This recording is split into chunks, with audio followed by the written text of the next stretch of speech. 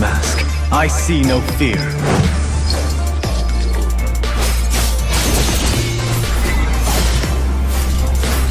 Move without flaw. Strike without hesitation.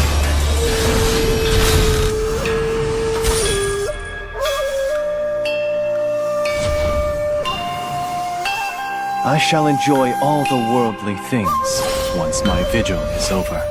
A brand new tournament mode is about to kick off.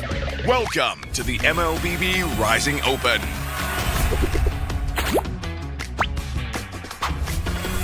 Simply log in during the weekend and you're in. Just by playing MRO matches, you can earn MRO coins and spend them in the MRO shop for a variety of rewards. Rise to the top in your region and win tons of diamonds. Every time you win a bracket, you'll be recognized as a rising esports star in your current bracket classification and qualify for higher tier competition the next week. You can also earn honorary titles to show off on various interfaces in the game. Each week, you'll get multiple challenge attempts so you don't have to worry about a few bad games. Need more attempts? You can also earn an additional attempt each week by completing specific tasks. In the early stages of the MRO, your unfinished bracket progress will carry over to the next week to make advancement easier. Find teammates with ease. You can team up with anyone with the same bracket progress as you at any time during the tournament. Say goodbye to unfair matches. To ensure a fair and competitive environment for all participants, Mythic ranked players will start in a higher tier than other players. We hope every MLBB player will be able to enjoy the thrill of tournament-style competition. The MLBB Rising Open awaits.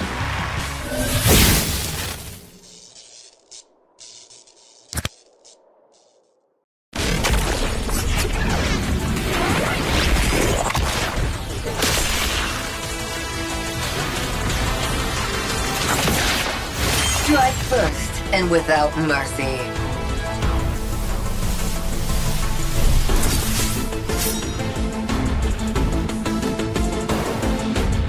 Where I tread, death follows. Enjoy your last breath. Deploying smoke. Going dark.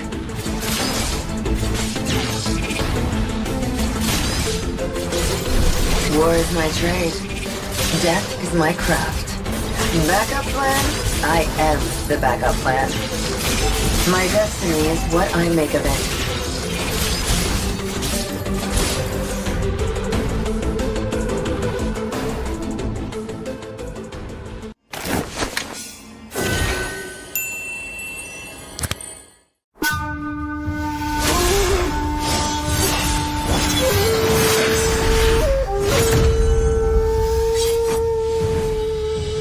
The Immortal One chose me to vanquish the shadows that plague this world. In the name of the Immortal, evil will be routed.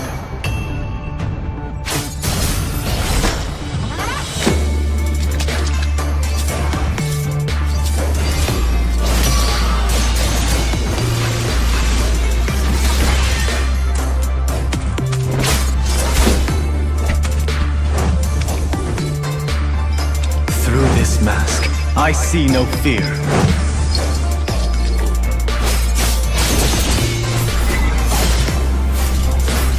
Move without flaw. Strike without hesitation.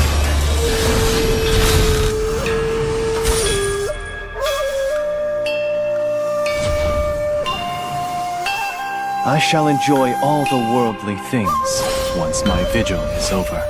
A brand new tournament mode is about to kick off. Welcome to the MLBB Rising Open.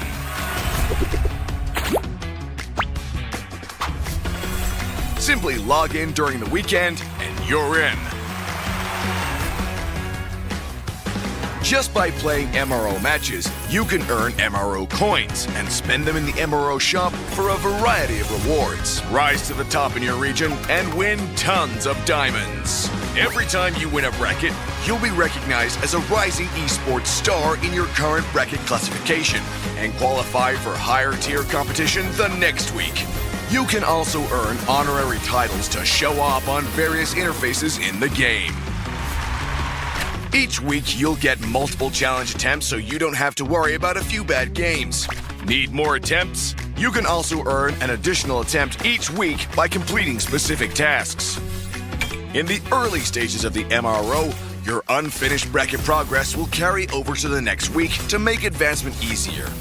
Find teammates with ease. You can team up with anyone with the same bracket progress as you at any time during the tournament. Say goodbye to unfair matches. To ensure a fair and competitive environment for all participants, Mythic ranked players will start in a higher tier than other players. We hope every MLBB player will be able to enjoy the thrill of tournament-style competition. The MLBB Rising Open awaits.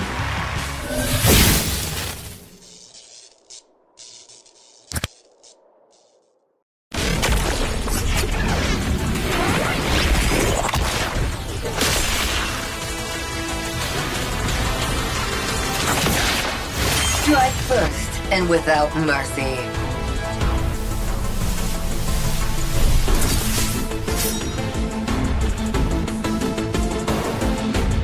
Where I tread, death follows. Enjoy your last breath. Deploying smoke. Going dark.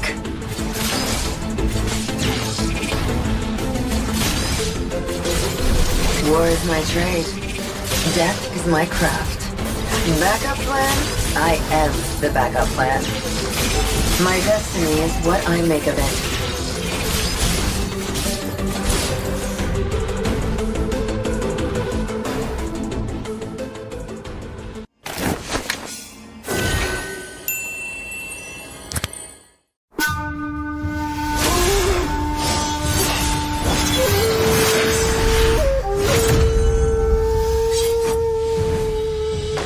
The Immortal One chose me to vanquish the shadows that plague this world. In the name of the Immortal, evil will be routed.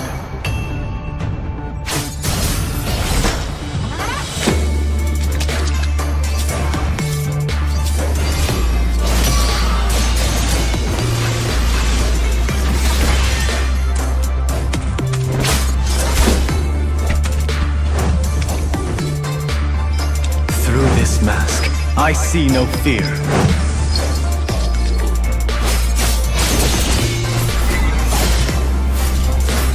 Move without flaw. Strike without hesitation.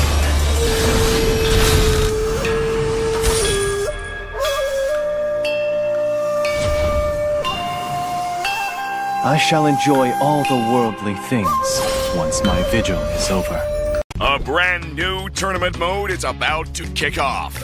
Welcome to the MLBB Rising Open.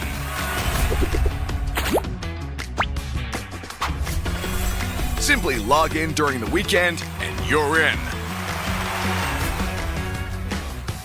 Just by playing MRO matches, you can earn MRO coins and spend them in the MRO shop for a variety of rewards. Rise to the top in your region and win tons of diamonds. Every time you win a bracket, you'll be recognized as a rising esports star in your current bracket classification and qualify for higher tier competition the next week. You can also earn honorary titles to show off on various interfaces in the game. Each week, you'll get multiple challenge attempts so you don't have to worry about a few bad games. Need more attempts? You can also earn an additional attempt each week by completing specific tasks. In the early stages of the MRO, your unfinished bracket progress will carry over to the next week to make advancement easier. Find teammates with ease. You can team up with anyone with the same bracket progress as you at any time during the tournament. Say goodbye to unfair matches. To ensure a fair and competitive environment for all participants, Mythic ranked players will start in a higher tier than other players. We hope every MLBB player will be able to enjoy the thrill of tournament-style competition. The MLBB Rising Open awaits.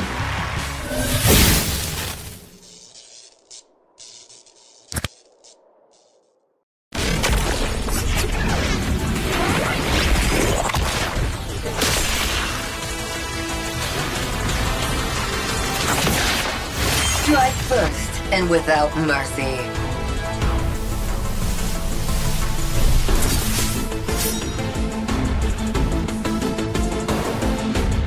Where I tread, death follows. Enjoy your last breath. Deploying smoke.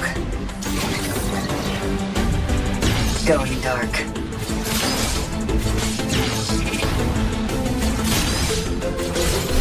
War is my trade. Death is my craft. Backup plan? I am the backup plan. My destiny is what I make of it.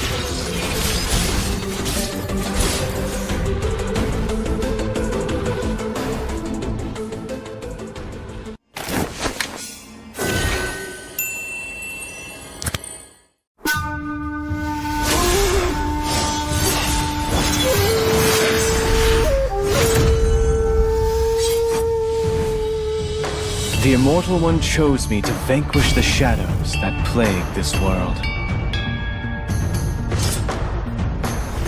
In the name of the Immortal, evil will be routed.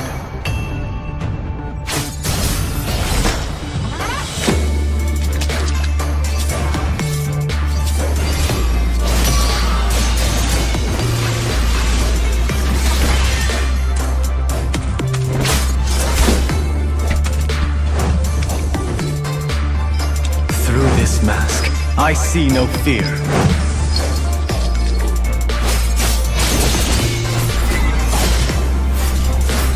Move without flaw. Strike without hesitation.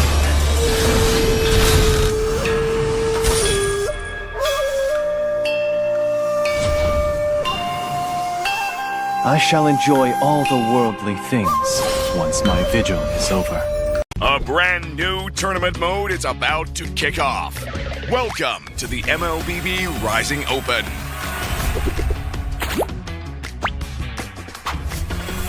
Simply log in during the weekend and you're in.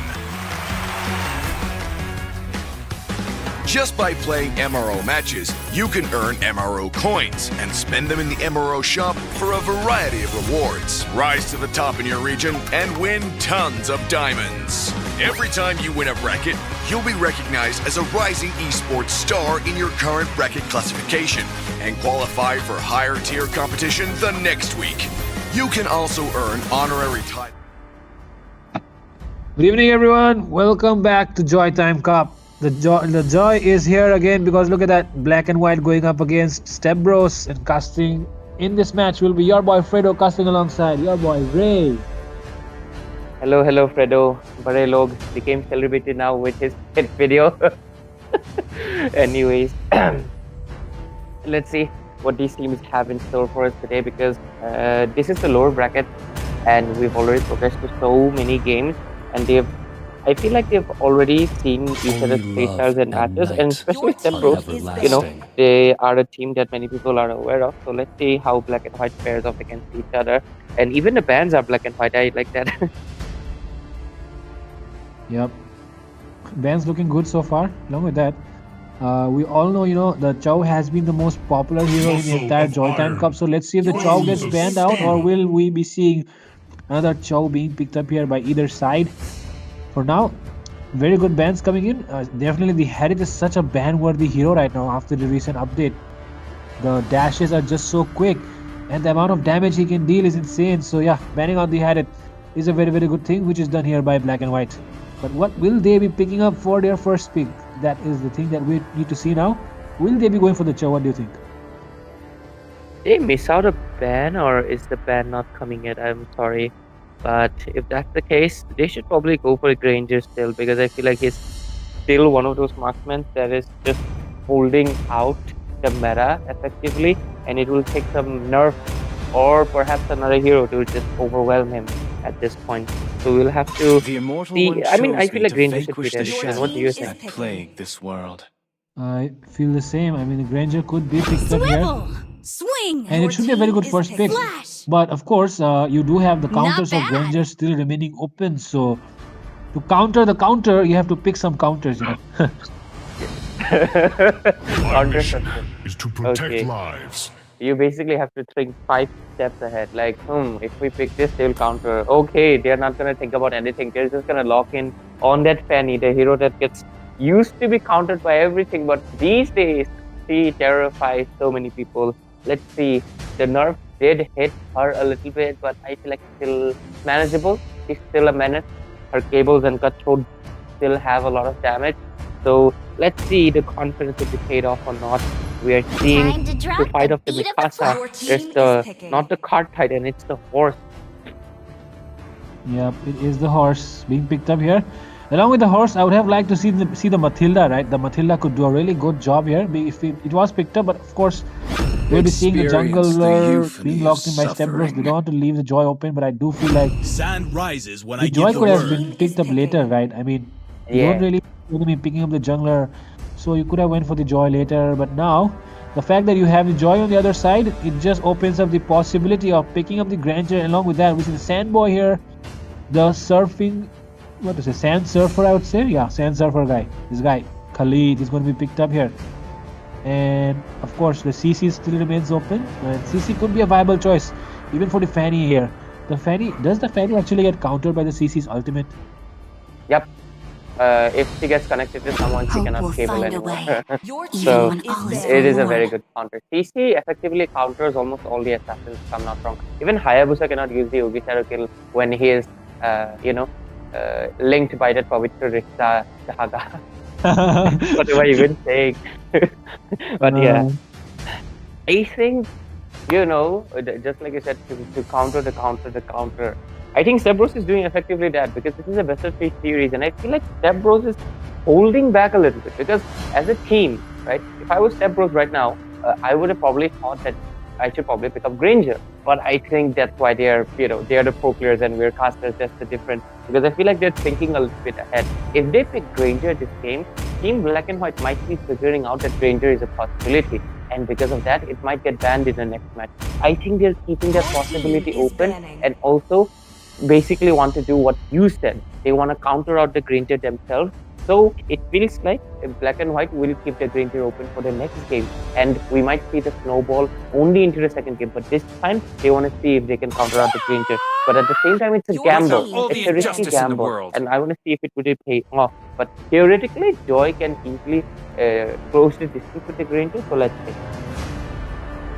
Yep, and along with that, the Chow ban coming in finally.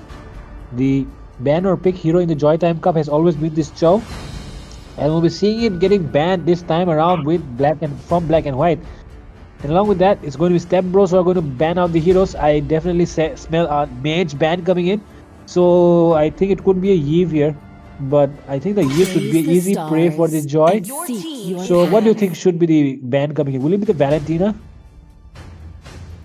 It is maybe possible, definitely. But just like you said, that is I am not that the Eve only could be one something they bound could by these consider. chains. Anyways, I mean, you can just ban her out, no issues, right? Because they have banned out the Katukata as well as the Phobias, so a lot of fighters banned out, so they can just ban out the good mages. At the same time, the Aura is still standing still, and they might be going for her as well. So I want to see if that's the case. And okay, all right. I was thinking that was a mistake or something, but no, I'm actually seeing Florine finally making a debut somehow. With Step Bros, they really don't want to show any cards into the first game. They're really hiding Resistant Roma because look at that, Matilda was open, they didn't pick it. What do you think will be the last pick here? I do feel like Step Bros, they can pick up the Moskov. The Moskov could do well against the Fanny. The Moskov could do well against the Granger as well. So the Moskov is very, very good here if they decide to pick it up. I feel like the Irithel could do good as well. Yep, Irithel. Oh, okay. That was a mistake. Oh. I was really doubting that. I feel like even if you're trying to be confident and you know, Make some just noise for yours experiment truly. Florine doesn't really work out. She has the global hail, but that's it. Because of it, yeah, this makes much more sense. Other than that, I feel like Airtel is the much more of the counter. I feel like Airtel would be better because she can dodge. She can dodge much easily because she can just move around and just cause issues to the Granger. Moscow, yes, him too. Especially considering that he can counter out the Granger. Let's see what their choice is. They can even go for the Brody, who can maintain a lot of distance, and he also has a stun that can stop Fanny. Yep. And Time here to take comes the the entire draft of black and white, looking strong. Okay, damn. Oh, they go with the old meta. Of course, even though the range is reduced, the range has been reduced, but the damage is still same. So if you position yourself well, the Bruno can actually cause disaster for the enemy side. And with that, black and white going up against Step Bros. Very, very fierce battle because it is the battle for the seed in the semi-finals or even in the finals. Not really sure, but of course, we are in the final stages of the JOYTIME Cup. It's going to be ending in a few days. So yeah, of course, the stakes are high. You're going to win the first JOYTIME Cup, and as we all know, this has been the best tournament so far, in my opinion, because the management is well, the players are on time, everyone is serious about the game, and that's the spirit of esports. Yeah, definitely. You need the punctuality when it comes to these things because if you're not taking it seriously, the audience cannot take it seriously either. If you want the spirit, you have to bring it to the table. But anyways, both of the drafts have been finalized. And I just want to say, To Mobile Legends. either Step Bros are playing in the old patch or they are just hiding their cards too well. So well that even black and white might not be knowing it. Because I feel like black and white is going all in on the first game. Because look at that, they even picked up the CC, knowing that that could be a potential pick for Team of Step Bros. They're going all in on the first game, which is respectable. They want to score the first match point. They don't want to gamble, like what Step Bros is doing. And let's see if it pays off because we are into the land of dawn, and this is the best of 3 first game. Yep, it's going to be Bruno going up against the Granger. In the previous patch, though, the Bruno should have the advantage, but now that the range has been reduced, the Bruno cannot really, outperform the Granger. Yeah, he cannot do that anymore. Like, look at this. He's just gonna get harassed. Yep, the Granger able to harass the Bruno. Of course, both of them still viable enough in the early game with the lane clear and everything, but the mid lane though, the Khalid taking a lot of damage there. The mid control is 50-50. This is very old patchy, Aurora, Vixana mid lane, Bruno, Gringer gold lane. It's a very reminiscent of the old patches. But Tigreal might get taken down. Was that a display? Yes, and you can see a double kill there for the Aurora. And this time around, the Pride of Ice has been popped and they're all getting taken down by the Joy. 2 for 1 trade, I think it's still worth it. Yeah, I'm not sure what they were doing though. I feel like it was avoidable, but not the worst outcome because Khalid is the worst. I mean, his name is the worst. I don't know why you would want to name yourself. Yep. Khalid is the worst because he's the worst. That makes sense, but okay. Tiger setting up for Sacred Hammer. Oh my god, Fanny able to dash away using the cables. That was so close. But now it should be an easy turtle, I guess, unless the Fanny makes it in time with the cables. Probably Fanny. Oh, okay. Glorious pathway. This is Glacier. Fanny coming in. Retribution. Oh! It's the Joy who secures it, but Fanny able to escape from the situation. Now Aurora will get taken down. Hylos very, very low. CC coming in with the Yo-Yo Blitz. Hylos still able to escape though. But no, Fanny gets taken down there by the CC. And now the CC onto the Vixana. Vixana still managing to escape. Will be able to run away. I want to say a bold statement, but I feel like we have a new... I mean, for a long while, EXP has been, called the EXP Kings. As in, at first, like, very long ago, you had Yuzhong, then you had Terizla, then you had... the most recent one was the Khalid, right? And right now, I feel like the EXP... We have a queen, the CC. Her range makes her so annoying dealing with, and I feel like she really deserves that title. And also, obviously, her damage is just insane, and her capabilities as a utility or as a fighter is really strong. Oh, mid lane. There is a setup being there by the Khalid, and they'll be able to get the Vixana. Now it might be the Joy falling down next, and definitely it's the Joy falling down there. So two members, and now it might be a third, the Hylos, using the Glorious Pathway to escape. And that will be a very, very useful resource burned out there. And oh my god. You just reminded me about the EXP Queens thing, and of course, when you talk about Queens, you cannot forget the Jungle Queen, the Wild Queen, the Hilda. Another queen of the EXP actually. Right now, the EXP lane is actually getting dominated by the female heroes. Women. They had enough of men, and right now, oh, implosion in the mid lane. Oh, Tigreal connected the implosion so well. Shutdown secured on the Fanny. And that was not the best, but oh, that was so close. The Khalid almost gets taken down by the Vexana's minion. Yeah, the Eternal Lord. Yep, I almost forgot. I was about to say Elden Ring. I don't know why.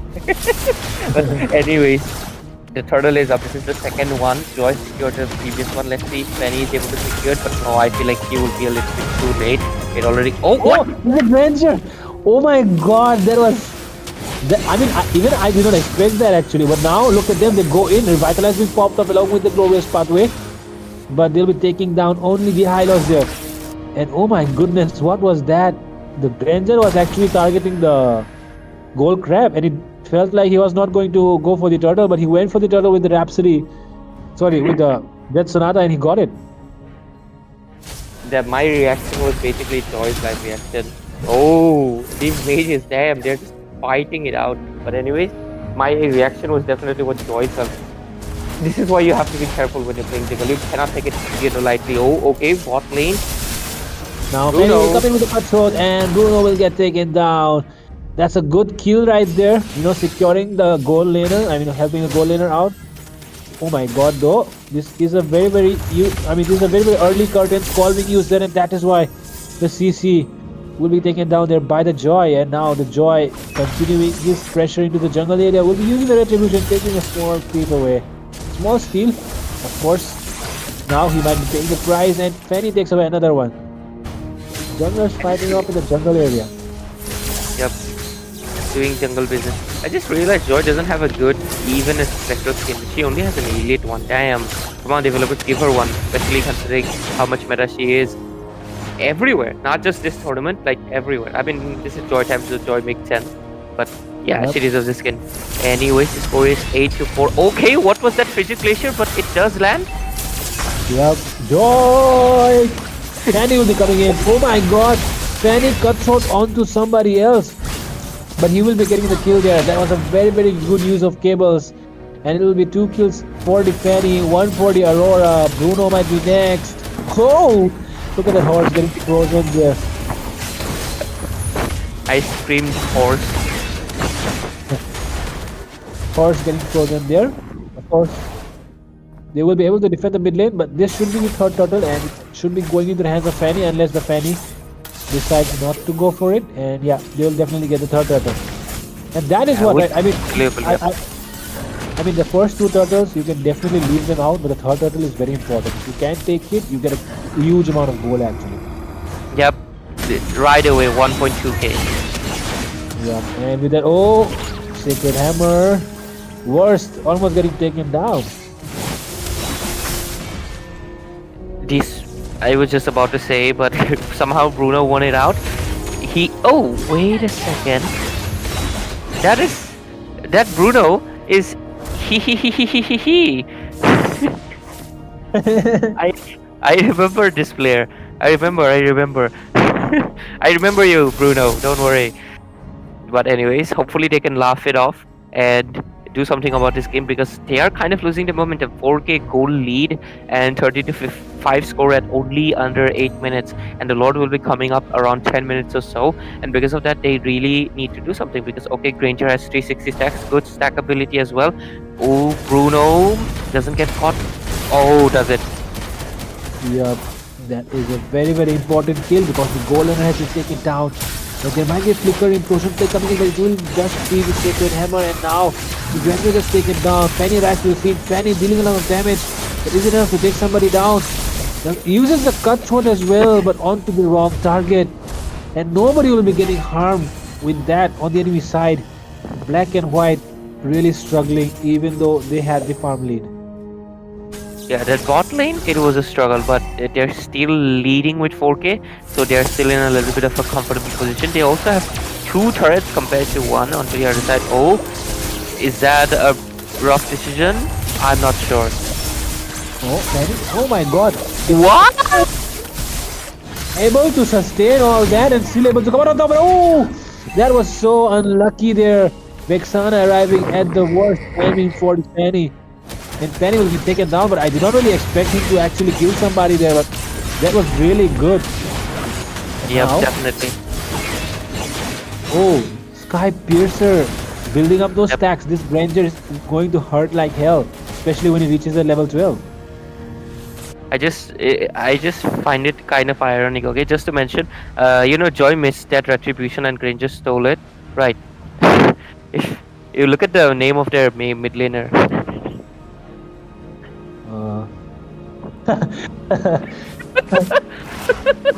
Okay, this might be something pointed towards the Joy right now. The Joy won't be feeling the best, but of course it's the JOYTIME Cup, so yeah, let's just enjoy the JOYTIME Cup. And with that being said, joyous. I mean, I actually thought the second turtle went into the hands of the high lows, though. He's trying to make a flank from the reverse, but he actually gets frozen down there. But CC taking a lot of damage. Oh, look at this flicker implosion play coming in. Key boy moment right here. And with that, the enemy might be falling down one by one. They have the farm lead, but they don't have the lead in terms of kills. And with that, 3-member falling down there, they have the number advantage and they can go for the Lord. Fanny, though, making a split push on the other side. They know that they can defend, so they don't want to risk going up 2v4 against for a first Lord. Oh god, the damage from this Bruno, man! Goodness, if Granger took one more hit, he would have been going down. But Fanny looking for a flank. Bruno, he does have the slide tackle and he'll be able to use it. That definitely real miracle boy gameplay. Yep. 4 people implosion. If Granger didn't have the purify, it was completely over. Granger was the only one to survive. Okay, Joy only wants to make a play and does get the kill and will be getting out. Raging Sandstorm coming in. On the other side though, Fanny being implosion again. But yep, he uses the cables to get away. Nobody was there to harm him. But now Granger going in with the Rhapsody. And he might be getting taken down there. Hylos charging in. Okay. Just wants to, get a feel of the racetrack or something. Poor boy. Doesn't really have it to cut it just like Leomord does. Oh, a lot of damage from this CC. Should probably just back it off. I want to see the itemization and see how much everybody has progressed while this should be a cooldown period. Okay, CC is going for 2 damage items. That is a little bit too much in my opinion. Need a little bit more utility. On the other hand, now they're still engaging. They're still fighting, but just wanted to... Okay, what just happened there? Vexana gets taken down. Bruno has arrived onto the scene. A lot of damage being placed there. Khalid might go down there. Yes, he does. And now the damage from this Bruno is just way too much to handle. He does not feel like the CC will survive. And he falls down as well into the hands of the Bruno. Bruno, though, is very, very low and he will get taken down there by the Fanny. The Fanny arrives at the right time and takes that kill into his name. The scores are even, almost even, I would say. But of course, the farm still is in favor of black and white. Yeah, Granger is almost about to be full build. He's going towards the Rose Gold. Okay, Aura will get taken down as I speak, but Uno reverse play immediately. Like the freeze. Aura also has a lot of decent damage, but I feel like Joy also took a lot of damage from the turret. On the other hand, Bruno is also missing just 1 item. So both of the marksmen, despite early game going into the hands of Granger, are similar in farm. Talking about the junglers, Joy is 2 items behind of Fanny. She is building towards the last item. So that is 2 important gaps happening right now. Other than that, it's just utility like Khalid, Tigreal, Hylos. Their itemizations are all A-okay. Hylos doesn't have the... I think he's building towards it, the dominant size. That is quite weird. I feel like he should be prioritizing it a little bit early. But alright, it's okay. Other than that, okay, classic itemization overall in everybody. Vexana prioritized the Divine, which is, I feel like it's really good decision considering Khalid and CC were being really annoying into the early phase. So yeah, classic items on everybody else. Yep. And yeah, the scores are even. The only thing that both teams have to do right now is just wait for this Lord. And yep, the Lord is here. It's the enhanced Lord. This Lord should be the game-changing one. Okay. Granger having the power of the devil right now. Exorcist skin as well. Ew, but CC. Really bad positioning. Oh! T-Boy almost gets 3 members, but they are able to escape somehow. And it will be only the Khalid in the back lines. Khalid might be going down there. Bruno comes in and yep, he takes the kill into his name. And that is 2 members down. The frontliner is getting picked off again and again because of this Tigreal. You know, gotta give credit to the Tigreal actually. He's setting up well. Yeah, he's setting up well. And also I feel like Lexi is playing a little bit too aggressive. Not waiting for the team just yet. I feel like on the top lane that was a little unnecessary. If they keep doing that, they might be losing out a little bit more of the map, because right now they already have like top lane it's gone, bot lane it's gone. They only have the mid turrets, which is making a weird shape. But other than that, Granger needs to be safe because I thought he was going for the rose gold, but he opted to go for the Warx instead. So rectifying these views and they will be managing to escape. But oh my god, look at the setup coming in from Khalid this time around. And it will be the Vexana getting taken down there. High loss tanking about damage coming in. And Khalid will be falling down as well. And now Fanny arrives to the scene. Implosion! Oh my god, Fanny! And along with that, now they can push this tower down as well. The Tigreal doing a phenomenal job there, stopping the Fanny. And now look at this high loss zoning out the Granger. And now they can take this mid lane for free. And the minions are coming in, but it's not really enough to do anything. They will be back. No. Yep, Pavitrishta once again. And oh my god, Bruno! Or the Granger! Oh my god, Joy still able to escape that. Somehow, Bruno, oh my god, all the inhibitors are down. This is over. It's over, it's over. Yep, it's over. Okay, what is happening? Why? For a second, nobody pushed. I don't know what happened. Even the minions gave up. Victory! But yeah, the Lord did not. And because of it, the game would be going to the hands of Team Stebros. It is really impressive. Their draft was looking a little bit they're still, this hero's Joy is obviously still strong. She wasn't affected by any kind of nerf. Bruno was affected, just like you said, but the damage, just like you said, the damage is there. The range might be bad, but the damage is still there, and it was just proven. And on the other hand, I feel like Team Stebros, they didn't actually use all of their cards just yet, because they could have picked up the Granger for themselves, but they did not do that. They actually attempted to just pick up the Bruno in the last case, and oh god, this Ilu on this roaming position, what a great setup that he was making sure that Lexi and Worst were not able to do anything onto the frontliners. They got melted into the late game, and because of that, once you lose out the frontliners, as much as Granger is escaping every time, he cannot do anything, right? He cannot defend the base solo, he cannot really engage on his own. He dealt the damage, but that's about it, and they'll be losing out the first game. Yep. But of course, they still have a chance to make a comeback because it's a best of 3 series. So yeah, we'll be coming back with more action in the next match. So stay tuned and, we'll be coming right back.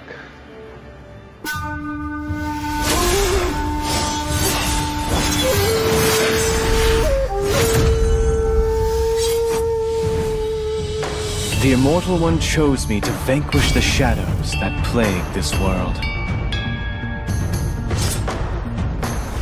In the name of the Immortal, evil will be routed.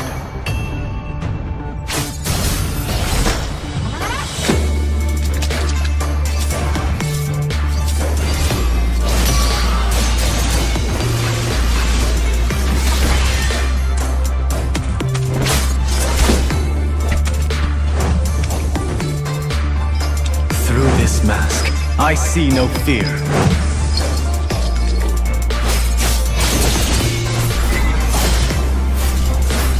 Move without flaw. Strike without hesitation.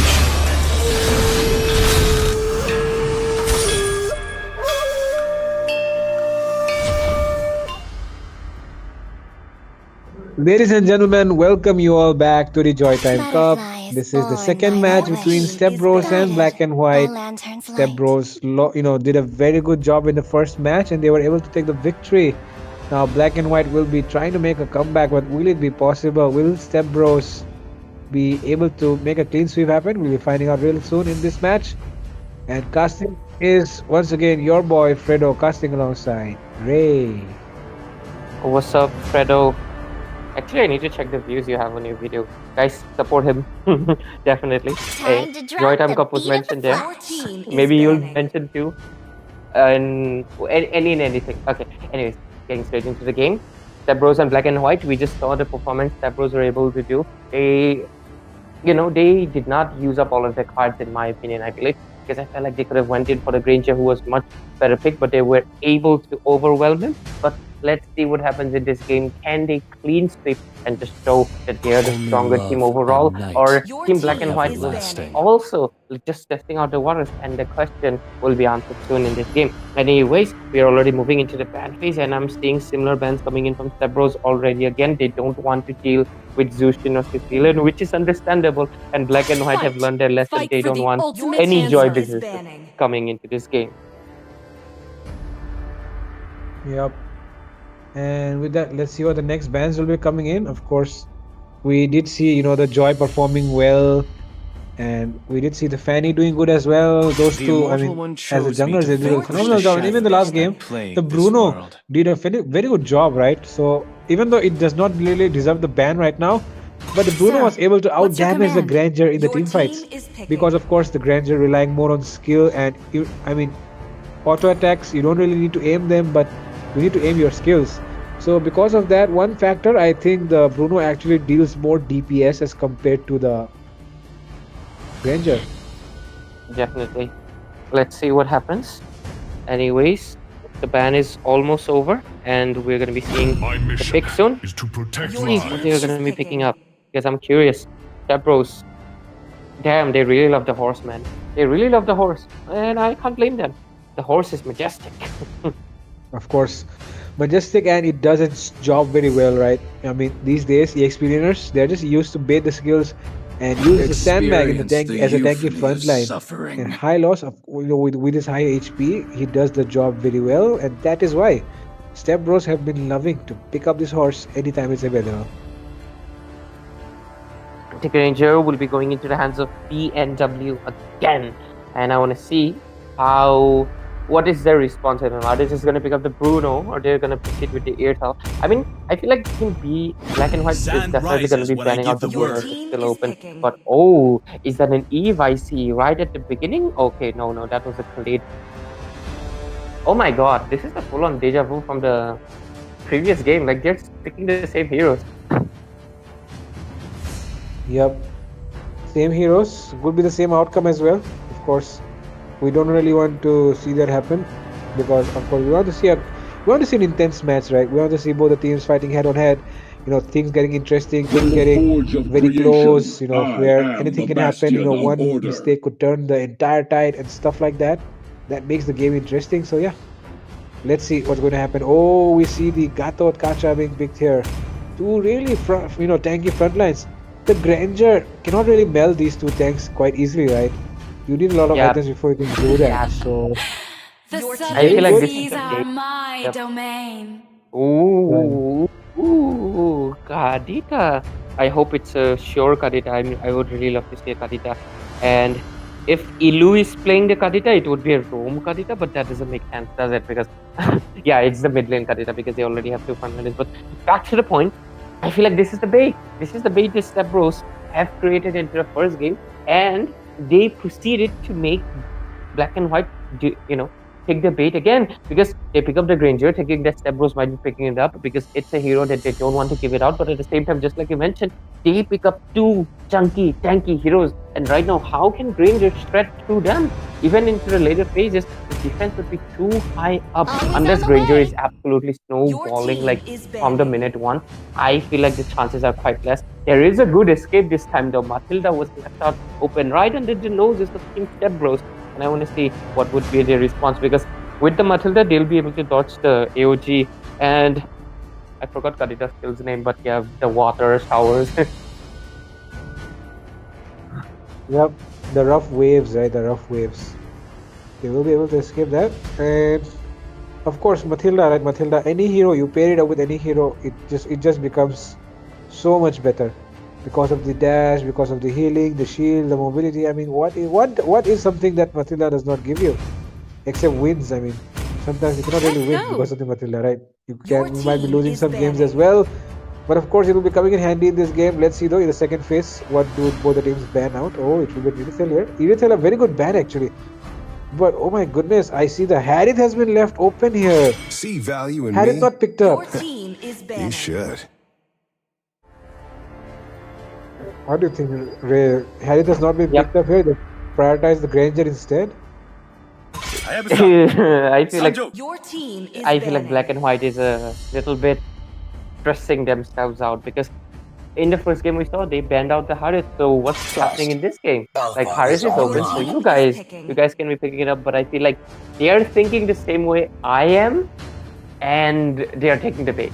And this is basically, I guess, how it can separate player with the mind game. Team Black and White, you can see they're struggling. They're picking up the Granger, Among the rushing it so planes much, not exists considering the the fact that Harith was open, which as well I as the was fact made that for. there are so many chunky heroes open in the Magic front is line my which are life. in the meta, and I'm not really sure how can Granger shed to them already, and there we go. A Obviously, flashy accompaniment. Team Your Step team Bros, is picking. they were baiting right from the first minute of the first game, and right now they just bought the bait completely, and that now they're out of the waters, and now they're gonna be, I don't know what happens to a fish.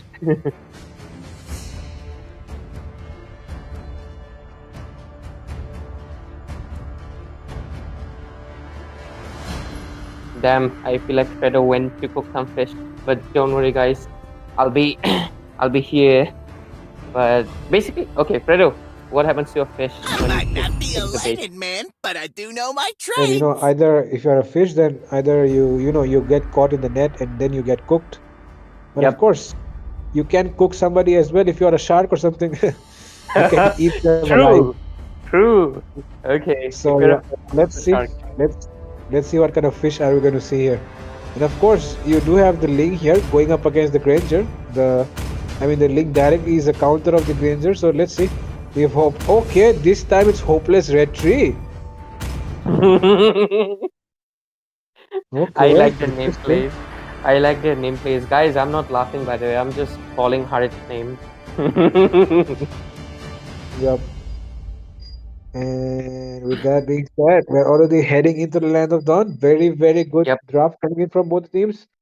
Of course, the Bharat's hyper, not something that we see every day, but of course, it seems like they are catching up to the meta right now because we do Yeah. know that the Bharat is able to shut down a single target. So 5 that is what they seconds need till right the now. enemy reaches the battlefield. Yep.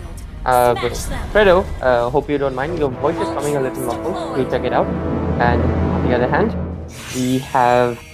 Let's talk about the both of the drafts, right?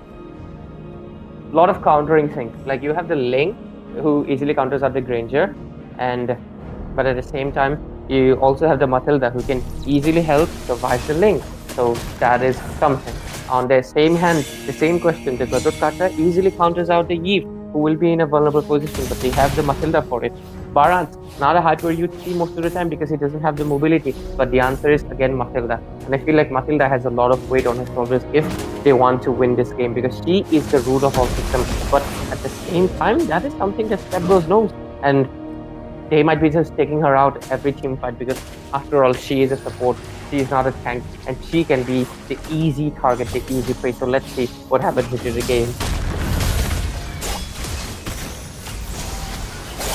Okay, Fredo hasn't joined in back just yet, but no issues. Till then, I'll be here. Okay, Fredo, what's up, my boy?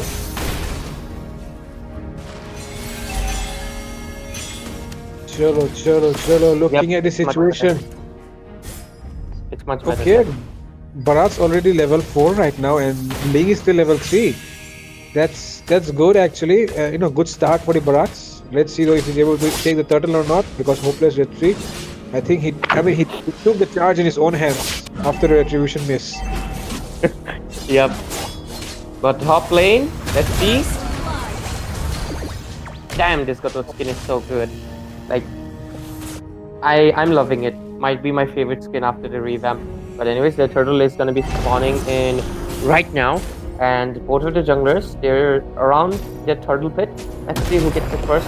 The first blood does go into the hands of Gatot, who's surprisingly in their roaming position, something that not many people opt for because they like the Hylos out much more for the team support. But let's see, both of them are present into that turtle pit, and oh, Granger winning out the lane against Hardet. That is surprising, but let's see the turtle fight. Oh, this time Petrify been used already, and the Eve gets taken down. Stationary object, stationary target, and with that, it's a double kill for Ilu. Might be going for a triple. Is it a triple? Let's see. Oh, Hylos gets taken down. Barat will get taken down as well. And it's the Lexi still standing. Quicksand guard, not enough. Double kill there. Hopeless retreat, taking the charge in his own hands, and now he's just showing why he took the charge. They can depend on him, but oh, Eve coming in with the real world manipulation onto the Gatot Kacha. Gatot Kacha will get shut down there. I feel like that is a misplay on their part because it's early game. They should know that, you know, Eve and everybody's gonna come back in 10 seconds, and they should have recalled, you know, come back in full HP. And right now they're just gonna be losing out this first turtle, and also they lost out the Kacha. But just like you mentioned, this is just the first one, and they can miss it out. It's fine. Yeah. Literally, I mean, I see teams going so much for just the first turtle, which is not really worth it. I mean, you can take trades on other side of the map, like, you know, taking a few creeps away, like try to gang the gold laner or something like that. You can do those things. And, you know, the team which gets the turtle, though, can actually, you know, use the river flow to, but I mean, cross map, off screen actually, my bad, off screen kill there. Oh my god, Harry gets to get taken down as well, and now they miss out the turtle. They miss out, I mean, and they give a kill away in the goal lane. Things are not looking good, but of course, I don't know how the farm is still even. They got the 6 kills, right? That's why. Like, they are a little ahead because of it. The kills. But other than that, yep, not looking good just yet. They are not in that comfortable spot to really say, oh yeah, we are doing much better. But anyways, let's see. They're trying. Gatot is doing a good job at trying to hold off the lane. That is basically what you need to do as a roamer, so really nice to see. Okay, they're coming in. AOG.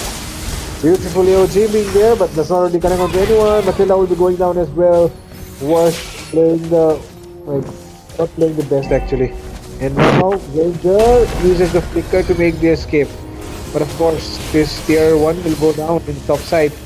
Barat's not the best jungler actually, you know, in this meta. And actually very slow at rotating as well. They need Ube. They have a Ube strat, but they are not playing it as an Ube strat. They need to, you know, stick together as much as possible and make good use of the Barats that they have. But they are not doing that, so I mean, hopefully they do it because right now they're together and the turtle fight will be coming soon. This turtle is a little bit more worth it because it's the second one, gives a little bit more EXP. Let's see how it goes for both of these teams. Ling already arriving into this situation fast as usual. Hylos and Khalid not interested just yet, but I feel like they'll be waiting it out because Ling doesn't have the blue buff. But oh, is the Ube working? Let's see the mid lane. No, not yet, not yet. They are going for the blue buff first, and with that, after that, I think they want to go for the turtle. And let's see if they're able to do so or not. For now, Harry, oh, Zaman first place already. I don't really understand why too early. And yeah, oh my god, damage coming from the Rhapsody though. Almost gets taken down. Jessoda is not there, but there will be the AOG connecting onto the Gretchen. Gretchen will get taken down. Along with that, Matilda securing a kill as well onto the habit. Both the goal laners get taken down. Barat taking the turtle. And now there is the Blade of Tempest of Blades. Ooh. And there was a Raging Sandstorm as well, and with that, Barat shutting down the lane. Now I understand the reason why this Barat was picked, and look at him, chasing down the Gatot, able to escape using the Unbreakable. And it might be a complete wipeout if this Gatot falls down as well, and the Khalid will be going in. Gatot still surviving! Oh my god, that was so close.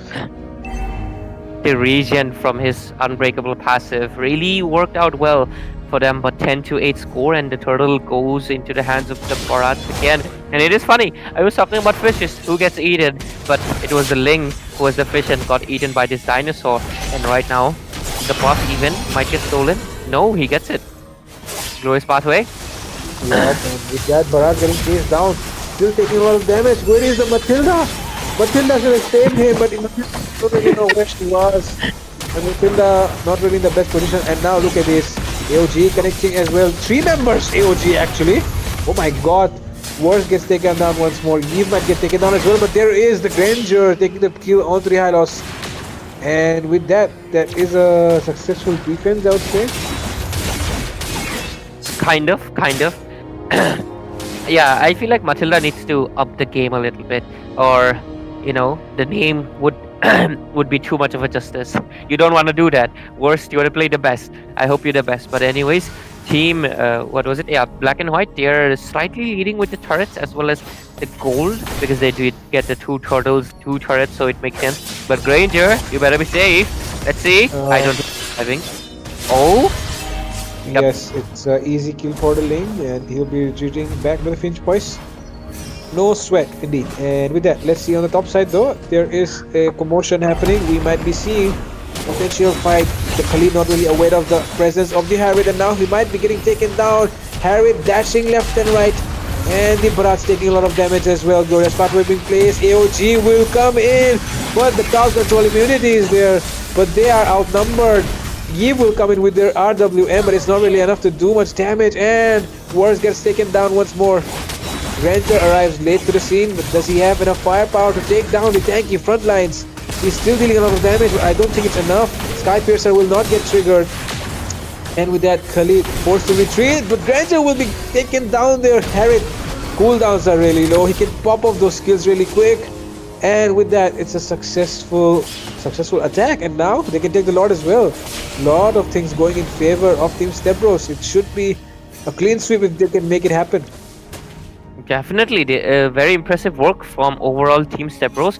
They were able to get a lot. I want to look at the itemizations while I speak because I want to see and memorize what everybody getting. Okay. Oh, Karita just survived it. Harriet has his 3 core items, so he will be able to spam quite a lot. Probably just getting the Holy Crystal or perhaps the Bloody Wings. Other than that, Matilda also got the core items. Granger also has the core items. Everybody has almost gotten the core items except for the... Okay, Karita is slightly ahead of the Eve. But anyways, impressive work from the team of Stepbros. They got the Lord while everybody else was distracted. And okay, will she survive? Damn. AOG and oh my god, Cheryl taken down there. Granger not really having the best day, and even if it was one of the first picks, but now, oh my god, Harriet might get taken down there. Yes, he is. He goes down, and Matilda coming in with the guiding wind. Lord is coming down as well. Oh my god, things not really looking good. Eve will go down. Oh, Eve uses the flicker, might be able to escape. Hylos inside the tower. Hylos will go down. Yes, the Hylos. Oh my god, Hylos survives. Hylos survives it. The Eve is actually the one who goes down. Oh my god, Khalid was recalling actually. He takes down the Hylos. And now Granger coming in heavily, and the Katot might go down there. Still dealing a lot of damage. Bharat goes in, and Lexi takes the kill onto the Katot. And with that, look at laying his focus onto the Granger, and Granger. Oh! Granger manages to survive somehow. I don't really know how. But yeah, now, oh my god. Hopeless Vetri. Hopeless Vetri. I don't really want to take his name. It sounds like I'm mocking him, but... I'm just laughing for a simple reason. There is obviously a marksman with he name, but also the fact that okay, 372 stacks, it's quite behind. He should probably aim for 400. But anyways, getting into the main point, I just find it so hilarious that Khalid stopped his recall like 3 times. At first he was going back, then he saw the Hylos, so he took him down. Then he recalled again, then he saw the Katot. And then he, what? And then he decided to recall, then he saw Link. Yep, That is Khalid, funny. That is a funny time. not really having the best time making decisions, right? I mean, it's like when you have a dinner on your plate, but you're seeing at people around who are eating as well. Sorry, not dinner, actually the lunch, school lunch. So you're not really sure if you should eat this or you should eat that, and oh my god, this time around it seems like the Bharat might get eaten instead of him eating someone. Okay, Raging Sandstorm coming in, Revitalize, 2 Revitalize being popped here, but the Matilda will be the one falling down. Granger on the back lines. Oh my god, this team getting punished inside the turret.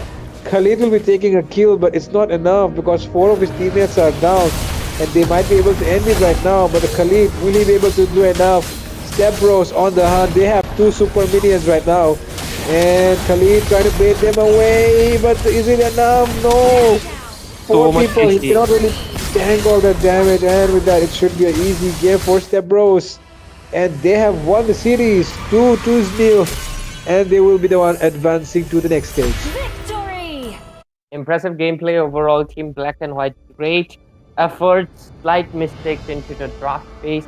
I feel like you guys bit a little bit of the, bait too much. You tried to counter out with a dinosaur, so you are not the ones getting eaten. But at the end of the day, giving out the Harriet and giving out the Gatotata was the nail in the coffin. Because we just saw, right, Eve could not live in peace. Cheryl, okay. Cheryl, okay. Cheryl also did not have a great time because AOGs were coming everywhere, needed to use the spells and everything to escape just a little bit. So yeah, because of that, so much uncomfortability, you cannot really farm up, and because of that, the Granger pick did not work out. Matilda was also not working out because I feel like there was slight miscommunication. But anyways, Team Step Bros playing a really good mind game, getting the Harith on the second game, getting the Joy on the first game. Well played, GG's for Team Step Bros, and they'll be proceeding to the next rounds and closer to the grand finals position, because after all, we'll also have a finalist for the lower brackets, and they might just be it because they're looking quite strong right now, Pedro. Yep, they look very strong. I mean, they have the potential. I've seen them play, and of course, we saw how hopeless Retrieve finally taking the matter into his own hands. Does not really trust the retribution of others, and he was able to block down the Granger so many times. And I was really upset when I saw that Team Black and White, they pick up the Granger even though they know the Harriet is open. So that is the worst decision that you can take, because right now, after the update, Harriet is the strongest one in the gold lane. He's the strongest, and of course, and with that being said, we will be having another match coming up ahead. So yeah, don't go anywhere, stay tuned on the JOYTIME Cup.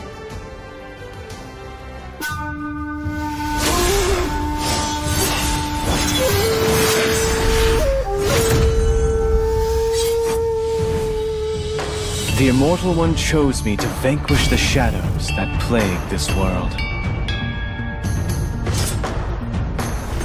In the name of the Immortal, evil will be routed.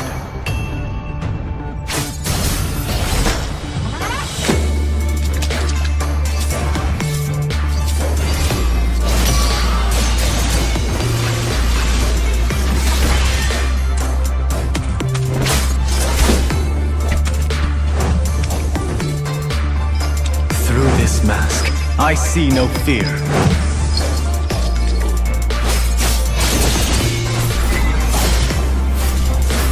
Move without flaw. Strike without hesitation.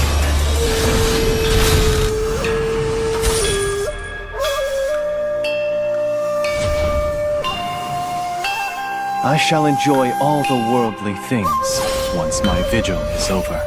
A brand new tournament mode is about to kick off. Welcome to the MLBB Rising Open.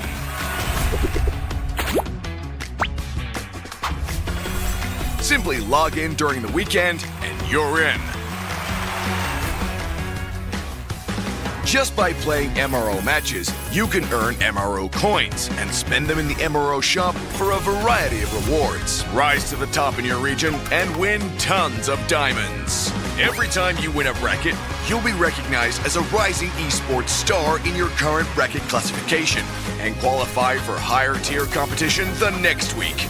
You can also earn honorary titles to show off on various interfaces in the game. Each week, you'll get multiple challenge attempts so you don't have to worry about a few bad games. Need more attempts? You can also earn an additional attempt each week by completing specific tasks. In the early stages of the MRO, your unfinished bracket progress will carry over to the next week to make advancement easier. Find teammates with ease. You can team up with anyone with the same bracket progress as you at any time during the tournament. Say goodbye to unfair matches. To ensure a fair and competitive environment for all participants, Mythic ranked players will start in a higher tier than other players. We hope every MLBB player will be able to enjoy the thrill of tournament-style competition. The MLBB Rising Open awaits.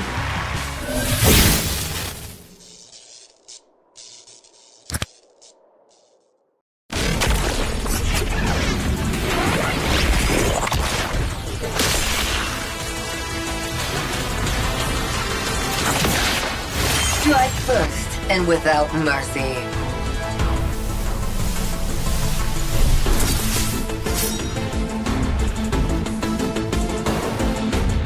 Where I tread, death follows. Enjoy your last breath. Deploying smoke. Going dark.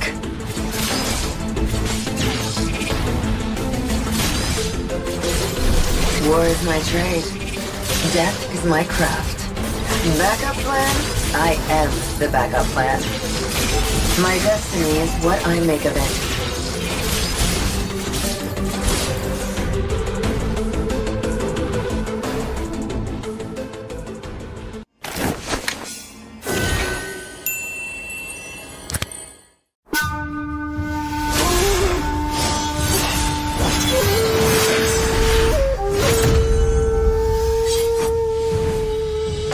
The Immortal One chose me to vanquish the shadows that plague this world. In the name of the Immortal, evil will be routed.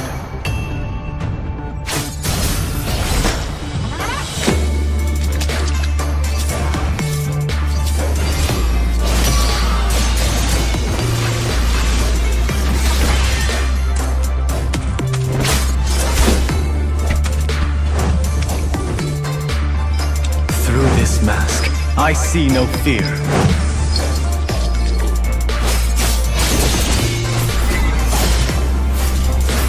Move without flaw. Strike without hesitation.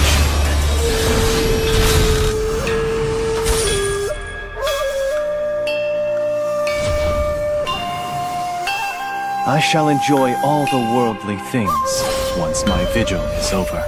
A brand new tournament mode is about to kick off.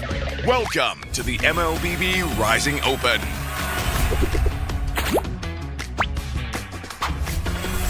Simply log in during the weekend and you're in. Just by playing MRO matches, you can earn MRO coins and spend them in the MRO shop for a variety of rewards. Rise to the top in your region and win tons of diamonds. Every time you win a bracket, you'll be recognized as a rising esports star in your current bracket classification and qualify for higher tier competition the next week. You can also earn honorary titles to show off on various interfaces in the game. Each week, you'll get multiple challenge attempts so you don't have to worry.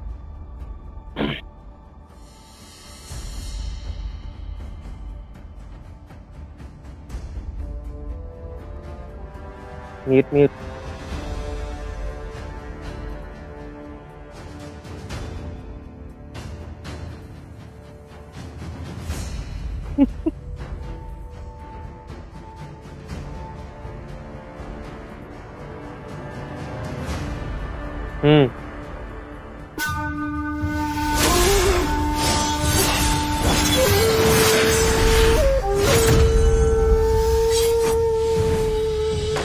The Immortal One chose me to vanquish the shadows that plague this world. In the name of the Immortal, evil will be routed.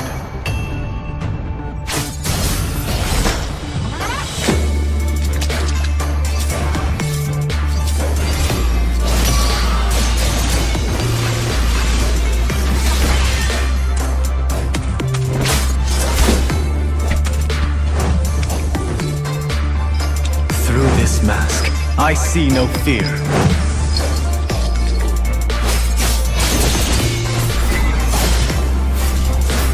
Move without flaw. Strike without hesitation.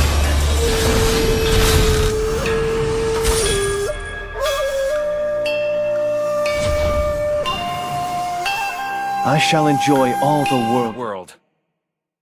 Always on the Welcome way. back, everyone, to the JOYTIME Your Cup. team We're is back with the next match of the day. It's going to be between Blood Oath and NK. Okay, NK and casting here will be your boy Fredo again, alongside your boy Ray. So far, the bans have been happening, and you can see already some of the most obvious bans out there. Yep. This time they had it obviously. Not gonna see the day of the light. Chao being the meta in JOYTIME Cup, obviously not gonna be seeing the day of the light either. And Team NK, they already have a very interesting name to say the least. But anyways, Fight. let's see. Fight for the ultimate The first pick answer. should be coming up soon from Blood Oath. And it's gonna be finally the Jungli Aurat, the wild woman. Sun rises Yep, the when I wild give woman the word. tends to get prioritized over many picks out there because her sustain is just way too much. Doesn't matter which damage dealer you're picking up, even if you're trying to burst her I'm not down, the you only cannot really one do that bound because her by these sustain is just way chains. too much. But of course, like the carry did receive a buff, so we might be seeing the carry being picked up on the other side if they want to melt down this tanky woman. But of course, we can save the carry for later as well because it's not really a prio pick. So yeah, looking at the other side, okay, mage and exp for mage and exp, good picks, do you think? I'm just a little it's just that I feel like Veil, despite the buff, just doesn't fit the criteria for the river control that the meta really wants you to have. And obviously he's also very vulnerable to anything. Okay. I was thinking. Anyways, it's gonna be the Eve. It makes sense because the Gototacha has been banned out. Team NK, they should have probably perhaps tried as the Eve, in my opinion. What do you think? Because they banned out the Gototacha, so I feel like they could have picked it up. But they went in for the Vexana instead. Perhaps they really want to use the hand to stop this wild woman and this jumping man. Obvious. Yep. I mean, the color scheme matches as well. I mean, the picks which we're seeing, the Yep. Phobias and the Yif, very similar color scheme. On the other side, though, a little bit more colorful: red, blue, and yellow. Let's see though what color combinations we'll be seeing up next in the draft phase. Though in the draft phase is black and white, so it doesn't really matter. The draft phase does not really does not discriminate anyone. It colors everyone the same. Plague this world. Yep. Experience Anyways, the youth Team of NK and suffering. Team Blood Oath. BO and NK. Bonk. Wow. Bonk.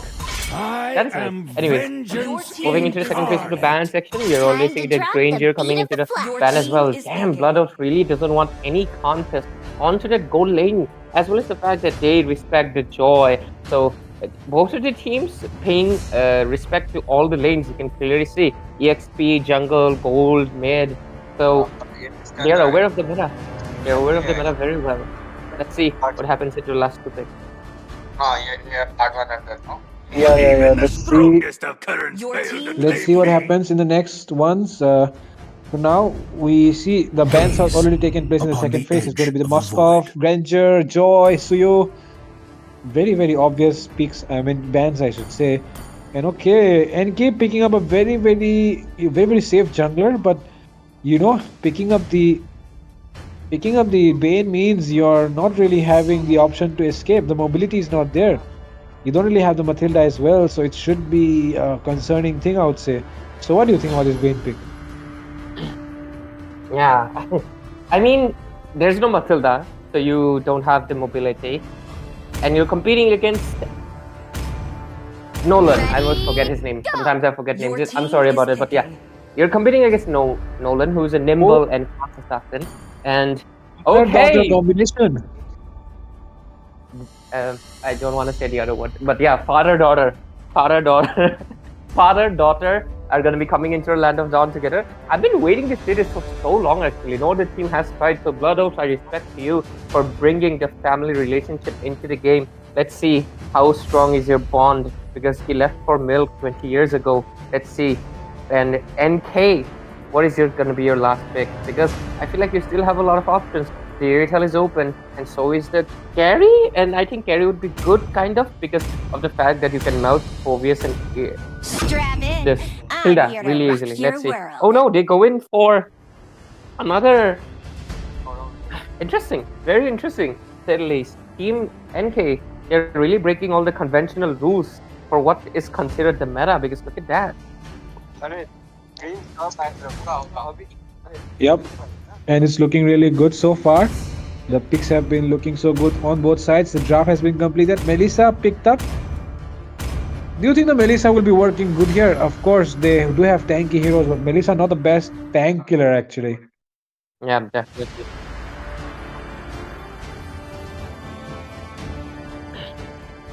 Like, you know. Anyway.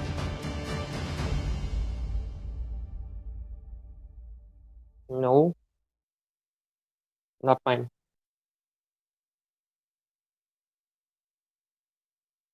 Welcome to Mobile Legends. Okay, with Wait. that, Yep, we're Fredo, go already ahead.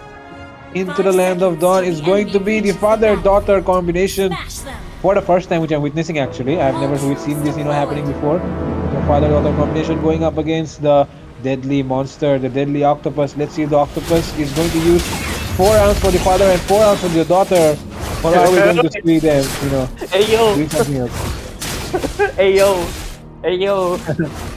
Nolan, you better save your daughter from the octopus, or she's gonna end up in a different website. A website I'm very fond of.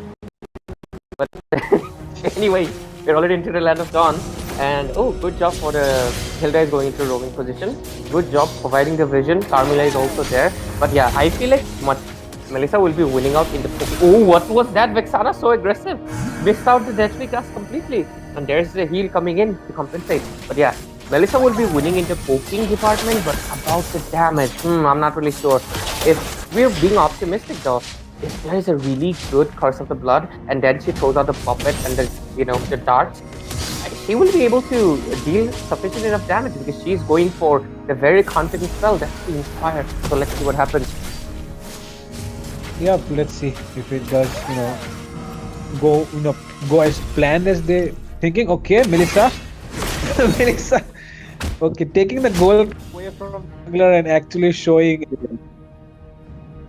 both as well.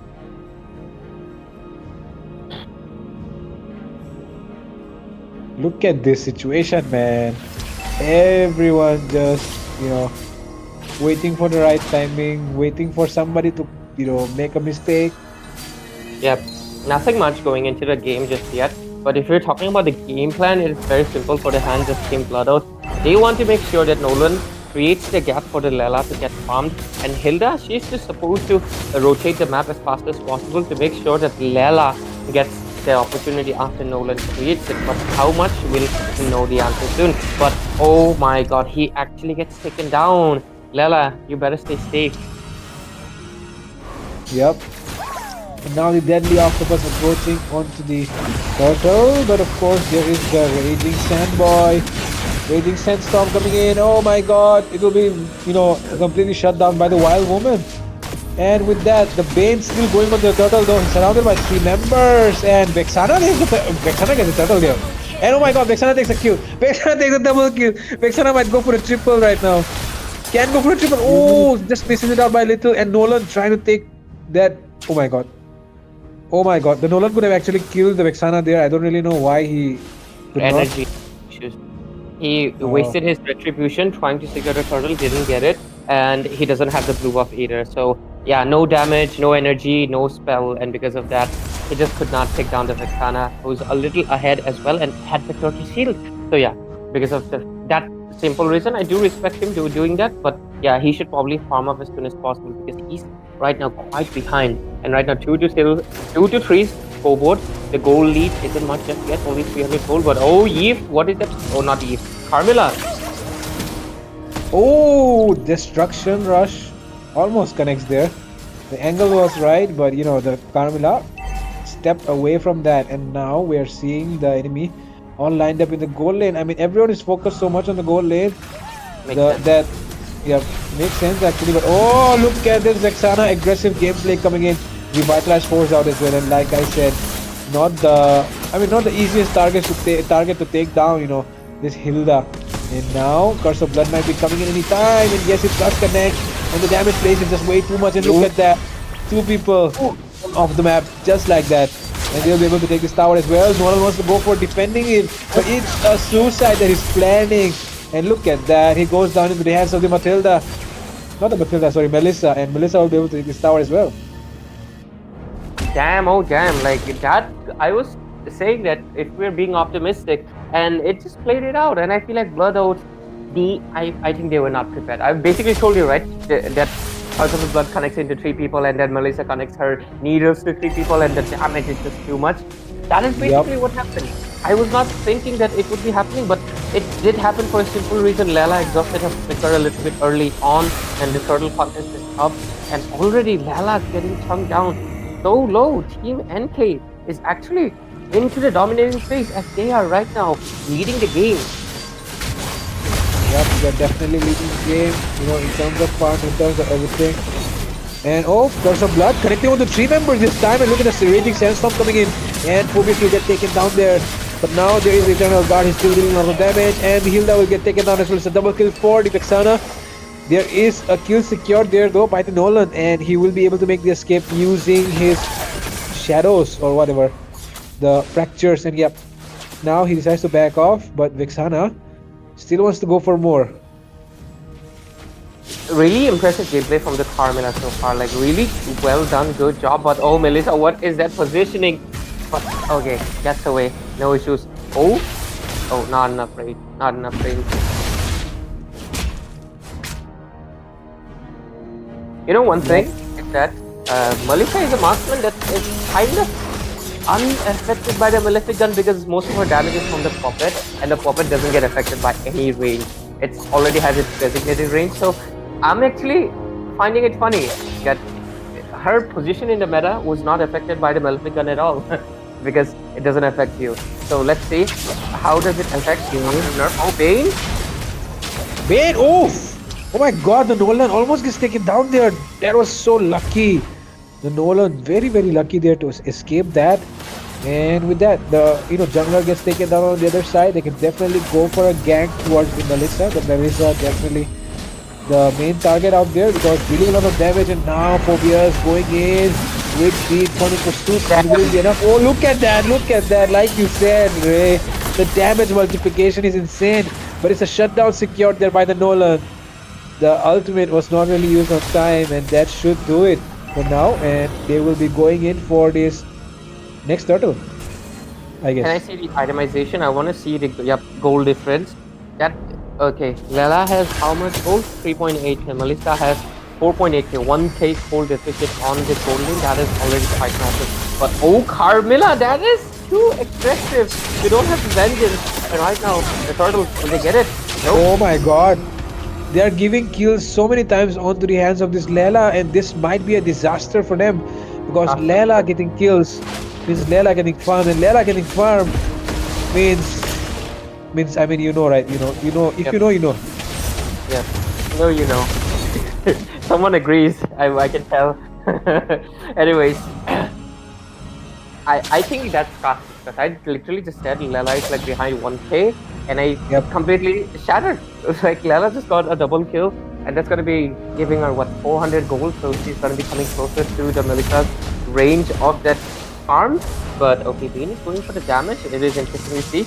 Usually people like to go for a semi or perhaps full damage, so it's probably what he's going for. I do understand, because the bullet. Oh, Yves. Oh my god, in the mid lane, Yves gets taken down. Bane on the chase onto the Nolan, but Nolan will not get taken down. It will be the Bane instead going down on the hands of the Wild Woman. And now, look at this Layla, completely sitting in the back line, dealing a lot of damage. Khalid is forced back off, and now Khalid will be going down as well. In front of the pursuit being used as well. And now it might be the Carmilla falling down next. And look at that, Layla on a killing spree. Layla on a killing spree is bad news. Bad news for the enemy, bad news. Blood Oath are literally cooking with this lineup. Father-daughter combination working out really well. Yeah, I mean, right now we're seeing 8 minutes into the game, and it's finally the time for Nolan and Layla to shine. That's literally her dialogue. So yeah, Melissa is also kind of similar. What is Melissa doing? Oh my god, dying for a tower. That's what we witness here. And of course, it's the Wild Woman. The Iron Lady, I should say, sacrificing for the nation, for the Blue Nation. And now, for the Blue Nation. And like I was about to say this thing previously, but okay, let's see what happens here. Phobias does not really connect with that puppet, and yeah, he'll be able to escape. I was about to say this. I mean, if Nolan does not have energy, he should drink Red Bull. Make sure it's sponsored. You don't want to pay so much money. You can get other Yeah. drinks too. You can get Gatorade. You can get a Monster. But okay, the Lord is up. Let's see. Oh! Lela. Lela on a mega kill right now. It might be okay. It might be a legendary, but it will not be. Okay, Nolan getting the shutdown there. The father and daughter working well right now, and oh my god, the vengeance has been popped off by the Phobias. With Funnel Pursuit still going in, deadly catch used as well. And it should be an easy Lord now. Because the enemy is, I mean, everyone is down. 3 people. Blood Oath really showing levels right now at the moment. Okay, Lela already has 2 of her core items. Not really going for the Malefic Gun, which I understand. You want to prioritize the damage over right now because that item is not as good before because the range is much shorter. But yeah, she can probably prioritize it later on. Let's get the Hazard's Claw. Nolan going for full damage, which is the typical build you want to go for. I really like Phobias prioritizing the Thunderbelt. Usually many people don't do it and lose out the stack, but he's doing it really good job. On the other hand, okay. Shut down, and now the father comes to avenge the daughter. Arrives with the entire cavalry, and they'll be able to take down the daughter. I mean, the killer actually, the daughter killer. And now, okay, they're going for the turret. Oh, Curse of Blood connects on the 3 members. They don't have minions, but okay, yeah, they do have one, and they will be able to get this tier 1 down. I wanted to make the joke, but it would be a little. I mean, he meant if you know their name, so it makes sense why they killed Lela.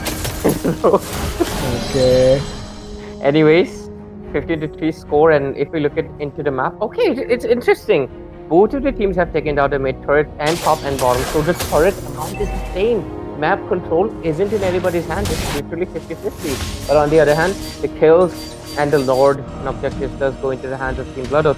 And I see the itemizations. I want to see the farm difference between the Melissa and Lela right now. Okay, 7.6k, 8.2 Melissa. Still quite ahead. Very impressive work for her. And she does have the new Demon Hunter sword, so it might be still, a comeback might be still possible. I mean, it was actually them dominating, that Lela coming back now. Right now, they're in the pedestal. Let's see what they can do. Vexana going for the standard build. Understandable. Oh, but the damage. And it's the Carmilla going down there.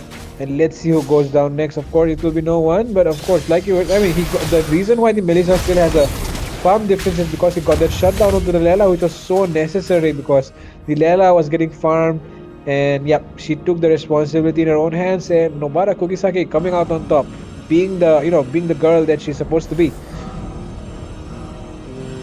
Okay. I haven't watched the whole series, so no spoilers. But does Nobara Kogisaki survive? Maybe not in the manga, I don't know, but she survives here. Oh my god, Lela is dealing a lot of damage right now. The sand boy Habibi not really safe from this little girl. And of course, I mean, when you have your daddy around, you're not really scared of anyone in the who comes in front of you, right? You know your dad has your back. Yep, let's see what kind of daddy.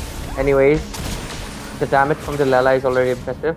Fredo, you can do your accent when you're talking about Khalid. I don't know if it would be appropriation or not, but I would like it if you do it.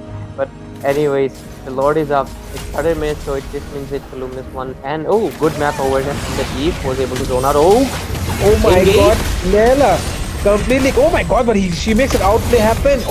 Lela's still surviving, but no, look at that. Khalid completely marks him down. And now the Infernal Pursuit coming in. Melissa still able to survive. Khalid also surviving as well. But on the other side, Nolan goes down. Khalid will go down as well. People falling left and right all across the map. Melissa uses the Wind of Nature. But is it enough? Yes, she's able to dash away. But Vengeance has been forced out of that. Phobias, and now they do have the Bane alive, so they can definitely go for the jungle if they want. They can go for the Lord, but there is 2 mountains, and by mountains I mean the Phobias and Hilda, who are just giving the vision and trying to interrupt them as much as possible. Let's see if they're able to stop, because the Lord is getting melted very fast. The Nolan is just not alive yet. Let's see what they do. Hilda, Wild Woman! Wild Woman goes down. Infernal Pursuit still being used here by the Phobias, but he will be getting taken down as well. And both of the mountains have fallen. So literally, mountain killers at this point. MK from NK, the Lord will be going to their hands. Yep, it is very impressive. They're right now making a comeback, and I feel like it is solely to this Carmilla and Melissa. Look at that. They're really pressuring Lala to go back or use up the flicker as much as possible. And right now, look at the Khalid. Really wants the Lala. Would they get it? And they get her. And they speak, and the Lord is already marching down onto the base. There is no marksman to defend. It's a luminous Lord. Let's see what they do. Okay. RWM in place though. And they'll be getting a double kill there. Oh my god. Oh my god. Those 2 kills were, I mean, not really something that you would give away like that. That was not really something that I expected. But oh my goodness. Stolen. Lot of damage. Wind of Nature saves the day for this Melissa. So lucky there. 1 HP. There's literally nothing left. Her whole HP is black. That is so lucky. That is pure luck. 1 inhibitor. I mean, that was the enhanced Lord, right? But they still got only 1 inhibitor. I don't think that's the best outcome of that enhanced Lord, actually. They should have done more with it. Yeah, I feel like with a luminous Lord like that bot lane turret should have completely went down. It's still standing. They might be able to take it down soon, but yeah, they could have taken at least 1 more inhibitor without any issue. But Bane and Vexana getting taken down a little bit early. They need to watch the positioning from their RWM proceeding to the next team fight. The Lord will be coming in 70 seconds, so they have a little bit of downtime, but at the same second, they need to make sure their strategies and everything is correct, because the game can go into the hands of anybody right now. The Lala is scaling up completely. She's level 15, full build, and she is ready to deal the damage. Because look at that. Yep, full build, only building towards the Wind of Nature. Nolan is almost full build. Last item left. Eve is probably building up the Winter Crown as we speak. And other than that, I like the Bane is going for the Queen's Wings, but he should probably get the Rose Gold. Okay, he does go for the Immortality, but yeah, some magic defense is required because he got taken down by that Eve instead. So something to look out for. Other than that, classic standard build on everybody. Everybody has almost full items, so let's see what will happen. 60 minutes into the game, 20 to 18 score. Goal lead is undifferential. 48k on both ends. This game can beat anybody's, and this is only game number 1 of this best of 3. Yep, and you know, the electric gun has been bought by both the marksmen. Okay, the Sandstorm coming onto the Lela. Lela not really getting taken down there. Khalid will be the one going down first. I mean, they should have committed completely, but they did not. Miscommunication. Little backup, and the Lela would have went down. But oh, Phobias goes in with the pursuit, taking a lot of damage. Goes in for the Vexana. Bane is there to save the day, but meanwhile, on the other side, okay. Ooh. They are falling down left and right. 2 members left, and now this should be the end. Oh my god, look at Lela! Bane somehow able to survive. Deadly catch used. Not really necessary though. Okay, RWM coming in. Vexana taking a lot of damage. Manages to escape somehow, and they want to go for the end. They want to go for the end. They don't want to wait for anything else. They want to end it right now. Bane will get taken down by the Lela. They still have minions left. Vexana might be able to save the day. Khalid is able to save the day. And yep, with that, oh my god, Lela! Okay. Okay, quick safeguard comes in handy. Yeah, with the crown and Anti-Curious coming into play. And right now the Lord is up. This is going to be 8 minutes Lord. So it is still a luminous one, not the Mega Lord yet. But it's going to be scaling up very hard. Look at the damage from Lela already. She's going to be able to take it solo, no issues on her hand. And both of the teams don't have the mid inhibitors, but this Lord is obviously going to go uncontested.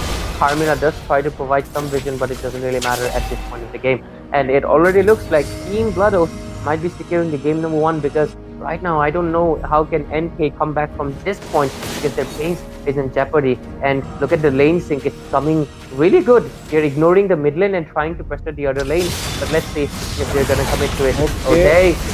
Wild Woman will not get... Okay, actually gets taken down here. 5 people actually climbing on her top, and now she'll get taken down. Carmilla taking a lot of damage from the Nolan, but still enough. And I think... Okay, Lela! Oh my god, Destruction Rush.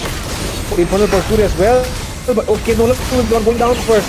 And now Vengeance being popped up as well. Deadly Catch coming into play. And with that, Phobias goes down. And they are successfully able to defend the base. And with 2 members remaining on the other side, they can go for the end from the mid lane, because they do have super minions. Do you think they'll be able to end it? I just want to say what just happened. Like they lost Hilda, and then I feel like they overcommitted to it because the game just completely went 180. I feel like Team Bloodout just had the game on their grasp, but right now we don't have it anymore. 1 million left. Lala will get taken down as I speak. RWM is not there. RWM is not there. And that is the end. First game going into the hands of Team NK. Victory! This is, I forgot what do you call the game of. I forgot the name in English, but it's basically the game of rope. It was going back and forth. Like it's a rope that both of the teams. Tug of war. Yeah, tug of war. This was a tug of war game.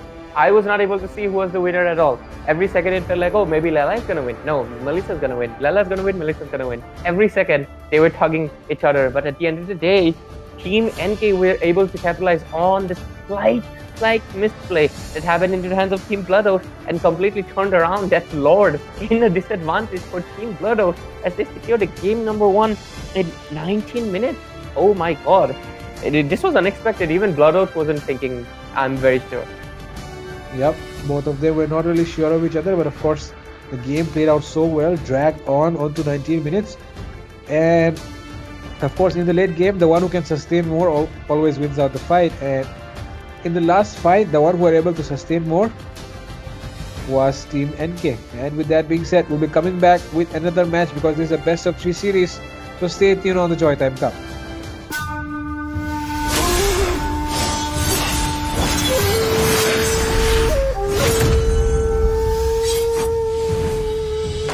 The Immortal One chose me to vanquish the shadows that plague this world. In the name of the Immortal, evil will be routed.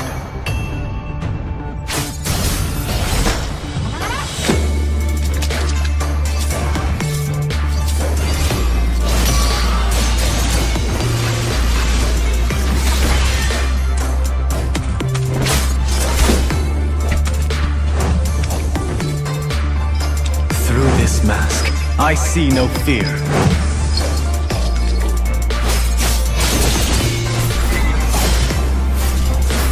Move without flaw. Strike without hesitation.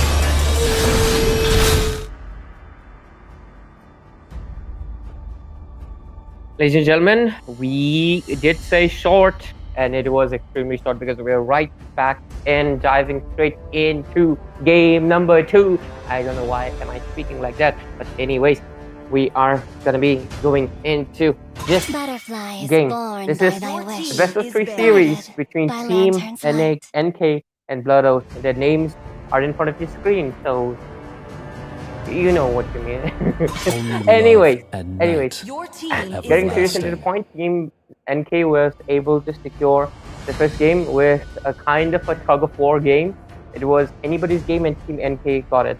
So it still means that this game can go into a game number 3 because we just saw that Team Bloodout had the capacity to win out the game as well, except for the slight mistake that they made. But anyways, we're going to be jumping straight into this game and let's see how the draft unfolds and we will decide which team stands overall the better chances of winning the game out. But anyway, that's all about for the intro, and let's see how the draft is unfolding. Both of the teams starting off with the mate ban, so it means already that these teams, both of the teams are well aware of the meta. We've clearly seen from the previous game, Melissa and Bane was something that you'd not see conventionally, but it worked out well in their favor. So I would say, at the end of the day, it worked out. If it's not broken, don't fix it. And that's basically the mentality that they were going for. And they're swiftly moving with the draft. I like that. I like their decisions. And Bloodout, man, oh man, they're paying respect to Bane and Octopus. They don't want any more of the tentacle businesses. So let's see what the first pick is for Team NK. The Granger, the Harith is open. 2 of the really overpowered heroes in this meta right now, and I feel like that is something that they should prioritize. But let's say there's also other heroes like the Suyo open for the grab. The Joy, the Fed, Fight for the all ultimate available. answer. I want to see what's going to be happening. But oh boy, Team NK, Magic they is my like life. Hilda to the bit. I hope someone likes me as much as they like Hilda. Out of the jokes, anyways. Team Blood Oath, I was expecting it. They are not playing gamble. They are not playing any risk. They want a game 3. They don't want to get clean sweep. They want to make sure that they push Team NK to the limit. And we're going to be seeing they're going to be picking up the Harith. So get ready for those fast chrono dashes. And at the same time, let's see what happens. Because I'm waiting for a second pick. It just hasn't come in yet. And it's gonna be none other than the mythic horse. So the horse is coming into the play. And let's see what else that they're gonna go in for. I'm waiting, and it's gonna be the understandable, very understandable, mainly considering the fact that when you consider one thing is that Harith is a dasher, he does have the purify, but how many times can he purify the ball? We'll That's find a way. the Tyrant's revenge. And because of it, I feel like Kufra is a good pick, but at the same time, the reason we've not been seeing Kufra into the international as well as the national playoffs and everything, you can notice the thing is that Kufra is a high risk, high reward hero. You can be very skilled, but if your skill doesn't land, because it's a game of predicting, and your predictions can't be hitting 100% every time, because obviously the other opponent is also trying to predict you, and because of it, if you miss out your skill, you might be a little bit too deep into the enemy, and you might be needing to escape with a skill. Because of that, it's a gamble, and not every team wants to pick it up. But anyways, we'll be seeing the Tigreal coming into the pay for Blood. Oh, really nice to see that. But anyway, let's see.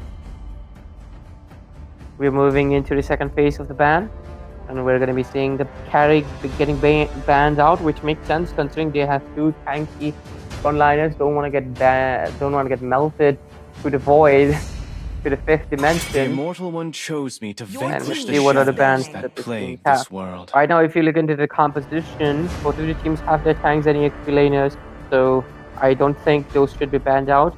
And on the other hand, we have the mid lane and the gold lane. So Team NK, they should probably be prioritizing the jungler ban just like that, as well as perhaps, yep, just jungler bans. They don't really need to ban out the mid lane because I feel like the options are still very open. And the Joy ban makes sense. They don't want Team NK to prioritize on it. Anyways, let's see. What is the last ban for Team NK?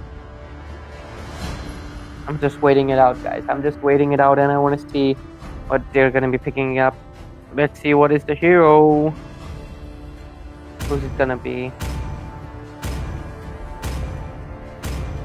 I mean, it can be anything. I can't really predict because these teams like to play on a rhythm. They have the heroes that they're comfortable with and some heroes that they find very discomfort to go against. So that is how the process goes, and they're just going to be proceeding to ban out a mid laner. Interesting, but it does make sense kind of in a way. But Team Blood Oath right now, they're proceeding with the Alpha as their jungler. Interesting. Was it banned out in the previous game? I think it was. And because of it, it's open this game, so they're going to be picking it up right away. Let's see what is their mid laner. Still a lot of options available. Let's see. On the other hand, Team NK though, I feel like their options have been quite limited. The CU is banned out, so is the Joy, so is the Alpha being picked up as well. What is your response? And their response is going to be the same as the previous game as they proceed with the Melissa. I see lots Let's of see who is the prey. jungler. Your team is picking. No way. Team NK coming up with another surprise. You're surprising me so much. Because every time they're picking up a hero that I do not expect, and okay, making it to the play, it's gonna be the Xavier, the honored one. It's gonna be, I forgot her name. Predator knows it. ask him. But yeah, I mean, it's Gojo going against. I forgot her name, man.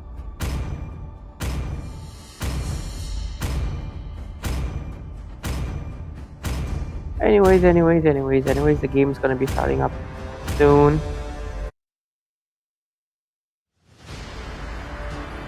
Let's see. Yep, Kugisaki Nobara. Kugisaki Nobara and Satoru Gojo. Let's see how this game plays out. Both of the drafts have been finalized, but Team NK, they really like to play traditional. I'm not a big fan of that because the probabilities and statistics, they scream a little bit to me. But on the other hand, Team the Blood Oath, they have the better overall meta. So let's see how it happens, right, guys? Because it's gonna be the game number 2 of the best of 3 series, and we're gonna be heading straight into the land of Dawn, into this JOYTIME CUP Unity. Let's go. This is the moment of truth. Let's see if it's gonna be a game 3 or Team NK has surprises in store for us. Anyways, let's go. Those two drafts have been finalized, and I'm just gonna be honest, I like the draft of Blood Oath much better, but I'm willing to be surprised, pleasantly or surprisingly surprised. Yep, I made that word up.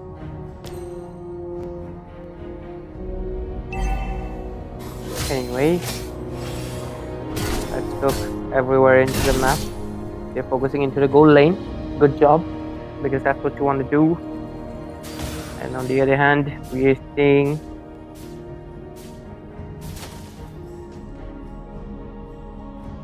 Alright. Kufra might be jumping into the Harith soon. Does Harith have the Purify? He doesn't have the Purify. That is a bad mistake to be making. But there is the Vengeance coming into the play. Might be able to take someone down. The brother is coming. And the first blood goes into the hands of Team NK. But Melissa would be paying the punish. But the Alpha is already here as well. Would be able to take him down or not. But the question might just be a yes. Because Roger gets another kill. Shadow does get taken down though, but Xavier is also coming into the play here and gets the kill. 2, 4, 3, right into under 2 minutes. We are seeing the aggression coming in from both teams. They are here for the blood, they are here for the everything. But Team Blood Oath, just like I've said, the draft is much better and it's showing just a little bit, but I'm not really a fan of the Vengeance spell. I do understand you're facing up against the Melissa, but let's see how it plays out, because look at that. He cannot survive that. He cannot go anywhere, and that's the issue. Playing the Vengeance spell against the Kufra. Kufra does get punished, but that's execution. It's not a kill, goes into their hands. Roger wants to go in for a kill. Will he be able to get it? There's the glorious pathway, throwing out really well, but the Gojo Satoru will get taken down by the Hilda, but Roger, can he survive that? And top lane off game kill, Melissa gets taken down. That is definitely a misplay into the hands of Melissa. But anyways. Just waiting out for Fredo. Hope he joins me back soon. But no, it's fine, bruh. I'm a little sick. But if I was not, you could catch fire. Wait a second, actually.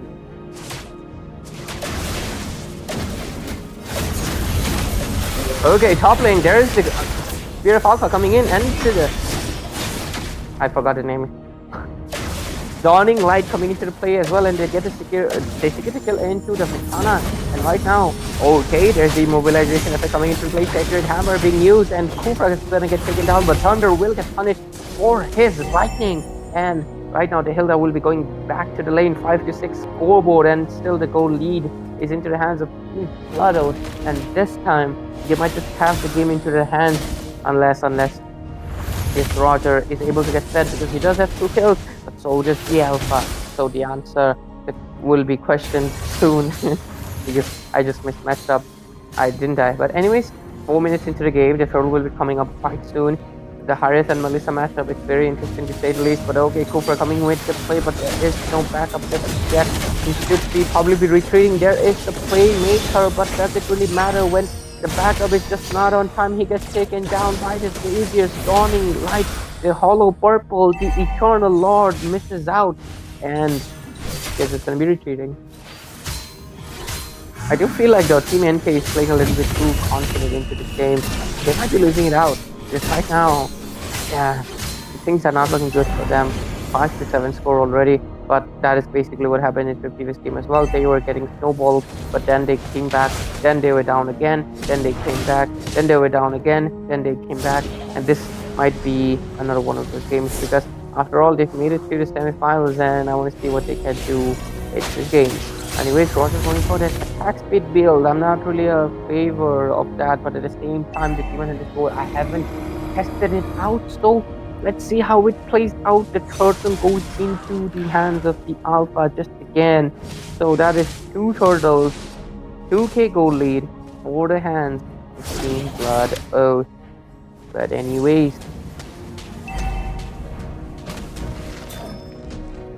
what's happening all throughout the map? Okay, Tigreal, very aggressive positioning. Should probably get back. Uses up the Sacred Hammer. And with that, it's proceeding back. I just really like the fact that the lane pressure. Okay, is Hilda AFK? I'm not really sure, but okay, the play is coming up, and there's the Saman Force. There's the Keyboy play right here. Doesn't get anybody, but the damage is there, and they take down 2 people at the cost of 1. So I feel like that was worth it. Vexana though doesn't really have the Eternal Guard. She does have it, but it's low on HP. She really needs to retreat, and she's gonna get taken down by Thunder. The Hollow Purple is coming right up, and this time Blood Oath, they are up for the blood. They're not holding back punches. Because Team NK, they're playing traditionally, but will traditional can take you so far. And Fedo, my boy, will come back. Thank you, my friend. Thank you for taking the charge for a while. And I'm back again, and I'm looking at the draft right now. We're seeing a Roger and a Kufra actually. Really interesting. And okay, a Melissa that we saw in the previous game as well. And okay, pretty standard bans and picks, but of course the Roger and the Kufra are not the most meta heroes, I would say, but we're seeing them being played here right now. Had it going in with those dashes. Whoa! 3-man implosion, and that too from the backside. This guy is actually the keyboy, man. Oh my god, so many nice setups, and now Alpha Spear will be coming in, and Kufra will get taken down as well. Oh, literally, did I just curse this team?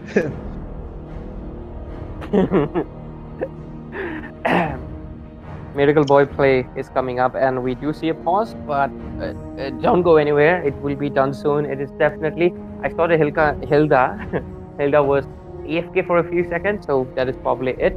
And Hilda and Fredo, what a pleasure to have you back. Anyways, this game, Blood Oath, they're right now leading because, just like you said, the Roger and Kufra, I'm not really sure how to support that because Kufra is a high risk, high hero. Because if you land your skill and you get a Tyrant's Revenge, good. But if you miss it, you are inside the enemy and you are kind of screwed. Yep. And with that, let's see what they are trying to do here. Of course, you know the thing.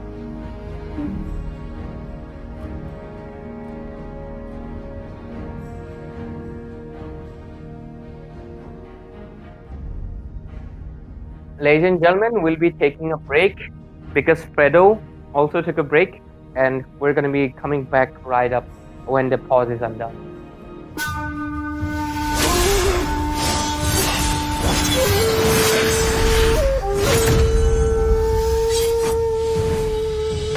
The Immortal One chose me to vanquish the shadows that plague this world. In the name of the Immortal, evil will be routed.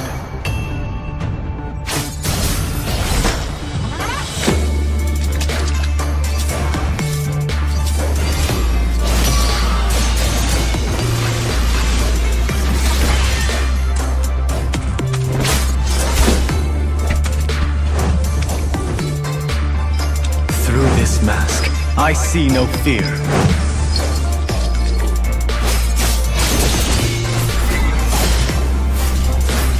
Move without flaw. Strike without hesitation.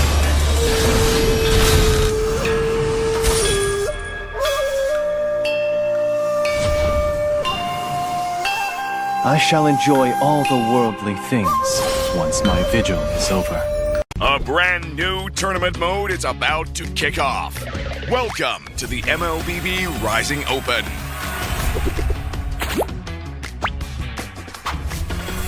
Simply log in during the weekend and you're in. Just by playing MRO matches, you can earn MRO coins and spend them in the MRO shop for a variety of rewards. Rise to the top in your region and win tons of diamonds. Every time you win a bracket, you'll be recognized as a rising esports star in your current bracket classification and qualify for higher tier competition the next week. You can also earn honorary titles to show off on various interfaces in the game. Each week, you'll get multiple challenge attempts so you don't have to worry about a few bad games. Need more attempts? You can also earn an additional attempt each week by completing specific tasks. In the early stages of the MRO, your unfinished bracket progress will carry over to the next week to make advancement easier. Find teammates with ease. You can team up with anyone with the same bracket progress as you at any time during the tournament. Say goodbye to unfair matches. To ensure a fair and competitive environment for all participants, Mythic ranked players will start in a higher tier than other players. We hope every MLBB player will be able to enjoy the thrill of tournament-style competition. The MLBB Rising Open awaits.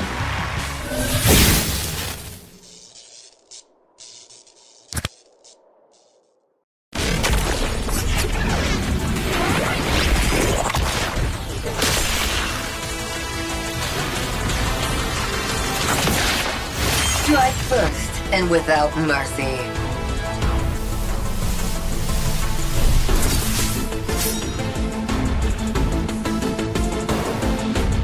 Where I tread, death follows. Enjoy your last breath. Deploying smoke. Going dark.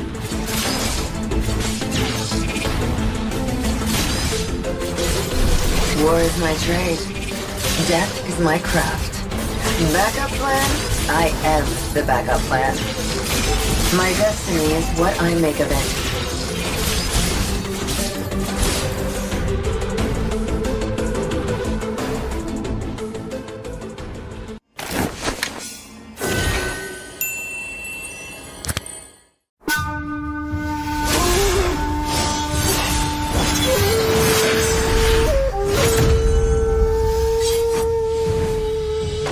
The Immortal One chose me to vanquish the shadows that plague this world. In the name of the Immortal, evil will be routed.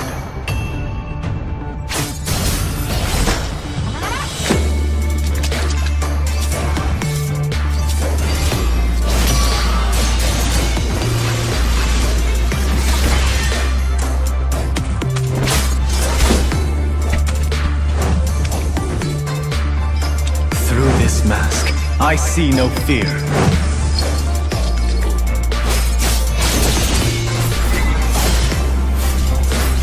Move without flaw.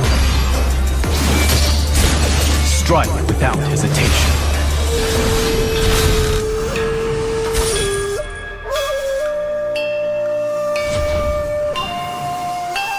I shall enjoy all the worldly things once my vigil is over. A brand new tournament mode is about to kick off.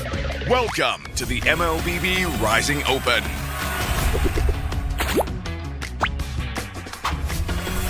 Simply log in during the weekend and you're in. Just by playing MRO matches, you can earn MRO coins and spend them in the MRO shop for a variety of rewards. Rise to the top in your region and win tons of diamonds. Every time you win a bracket, you'll be recognized as a rising esports star in your current bracket classification and qualify for higher tier competition the next week. You can also earn honorary titles to show off on various interfaces in the game. Each week, you'll get multiple challenge attempts so you don't have to worry about a few bad games. Need more attempts? You can also earn an additional attempt each week by completing specific tasks. In the early stages of the MRO, your unfinished bracket progress will carry over to the next week to make advancement easier. Find teammates with ease. You can team up with anyone with the same bracket progress as you at any time during the tournament. Say goodbye to unfair matches. To ensure a fair and competitive environment for all participants, Mythic ranked players will start in a higher tier than other players. We hope every MLBB player will be able to enjoy the thrill of tournament-style competition. The MLBB Rising Open awaits.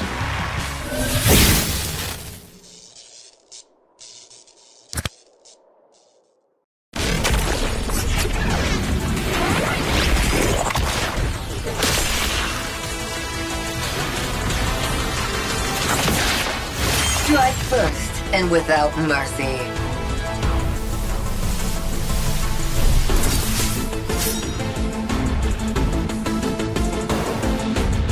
Where I tread, death follows.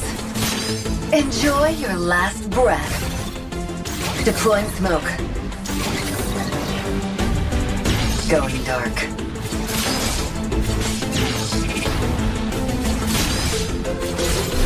War is my trade. Death is my craft. Backup plan? I am the backup plan. My destiny is what I make of it.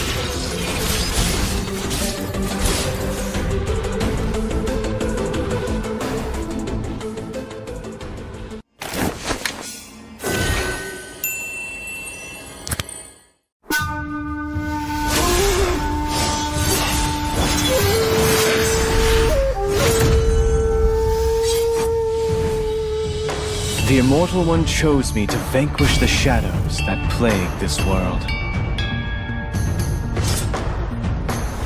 In the name of the Immortal, evil will be routed.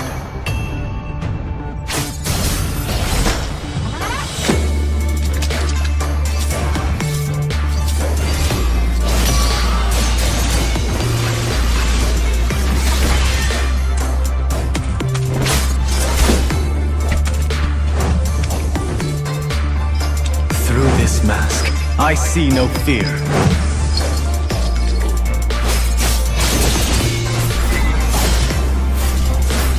Move without flaw.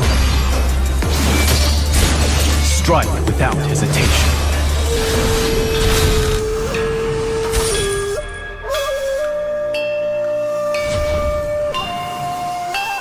I shall enjoy all the worldly things once my vigil is over. A brand new tournament mode is about to kick off. Welcome to the MLBB Rising Open.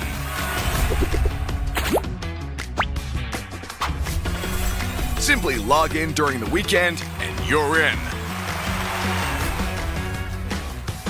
Just by playing MRO matches, you can earn MRO coins and spend them in the MRO shop for a variety of rewards. Rise to the top in your region and win tons of diamonds. Every time you win a bracket, you'll be recognized as a rising esports star in your current bracket classification and qualify for higher tier competition the next week. You can also earn honorary titles to show off on various interfaces in the game. Each week, you'll get multiple challenge attempts so you don't have to worry about a few bad games. Need more attempts? You can also earn an additional attempt each week by completing specific tasks. In the early stages of the MRO, your unfinished bracket progress will carry over to the next week to make advancement.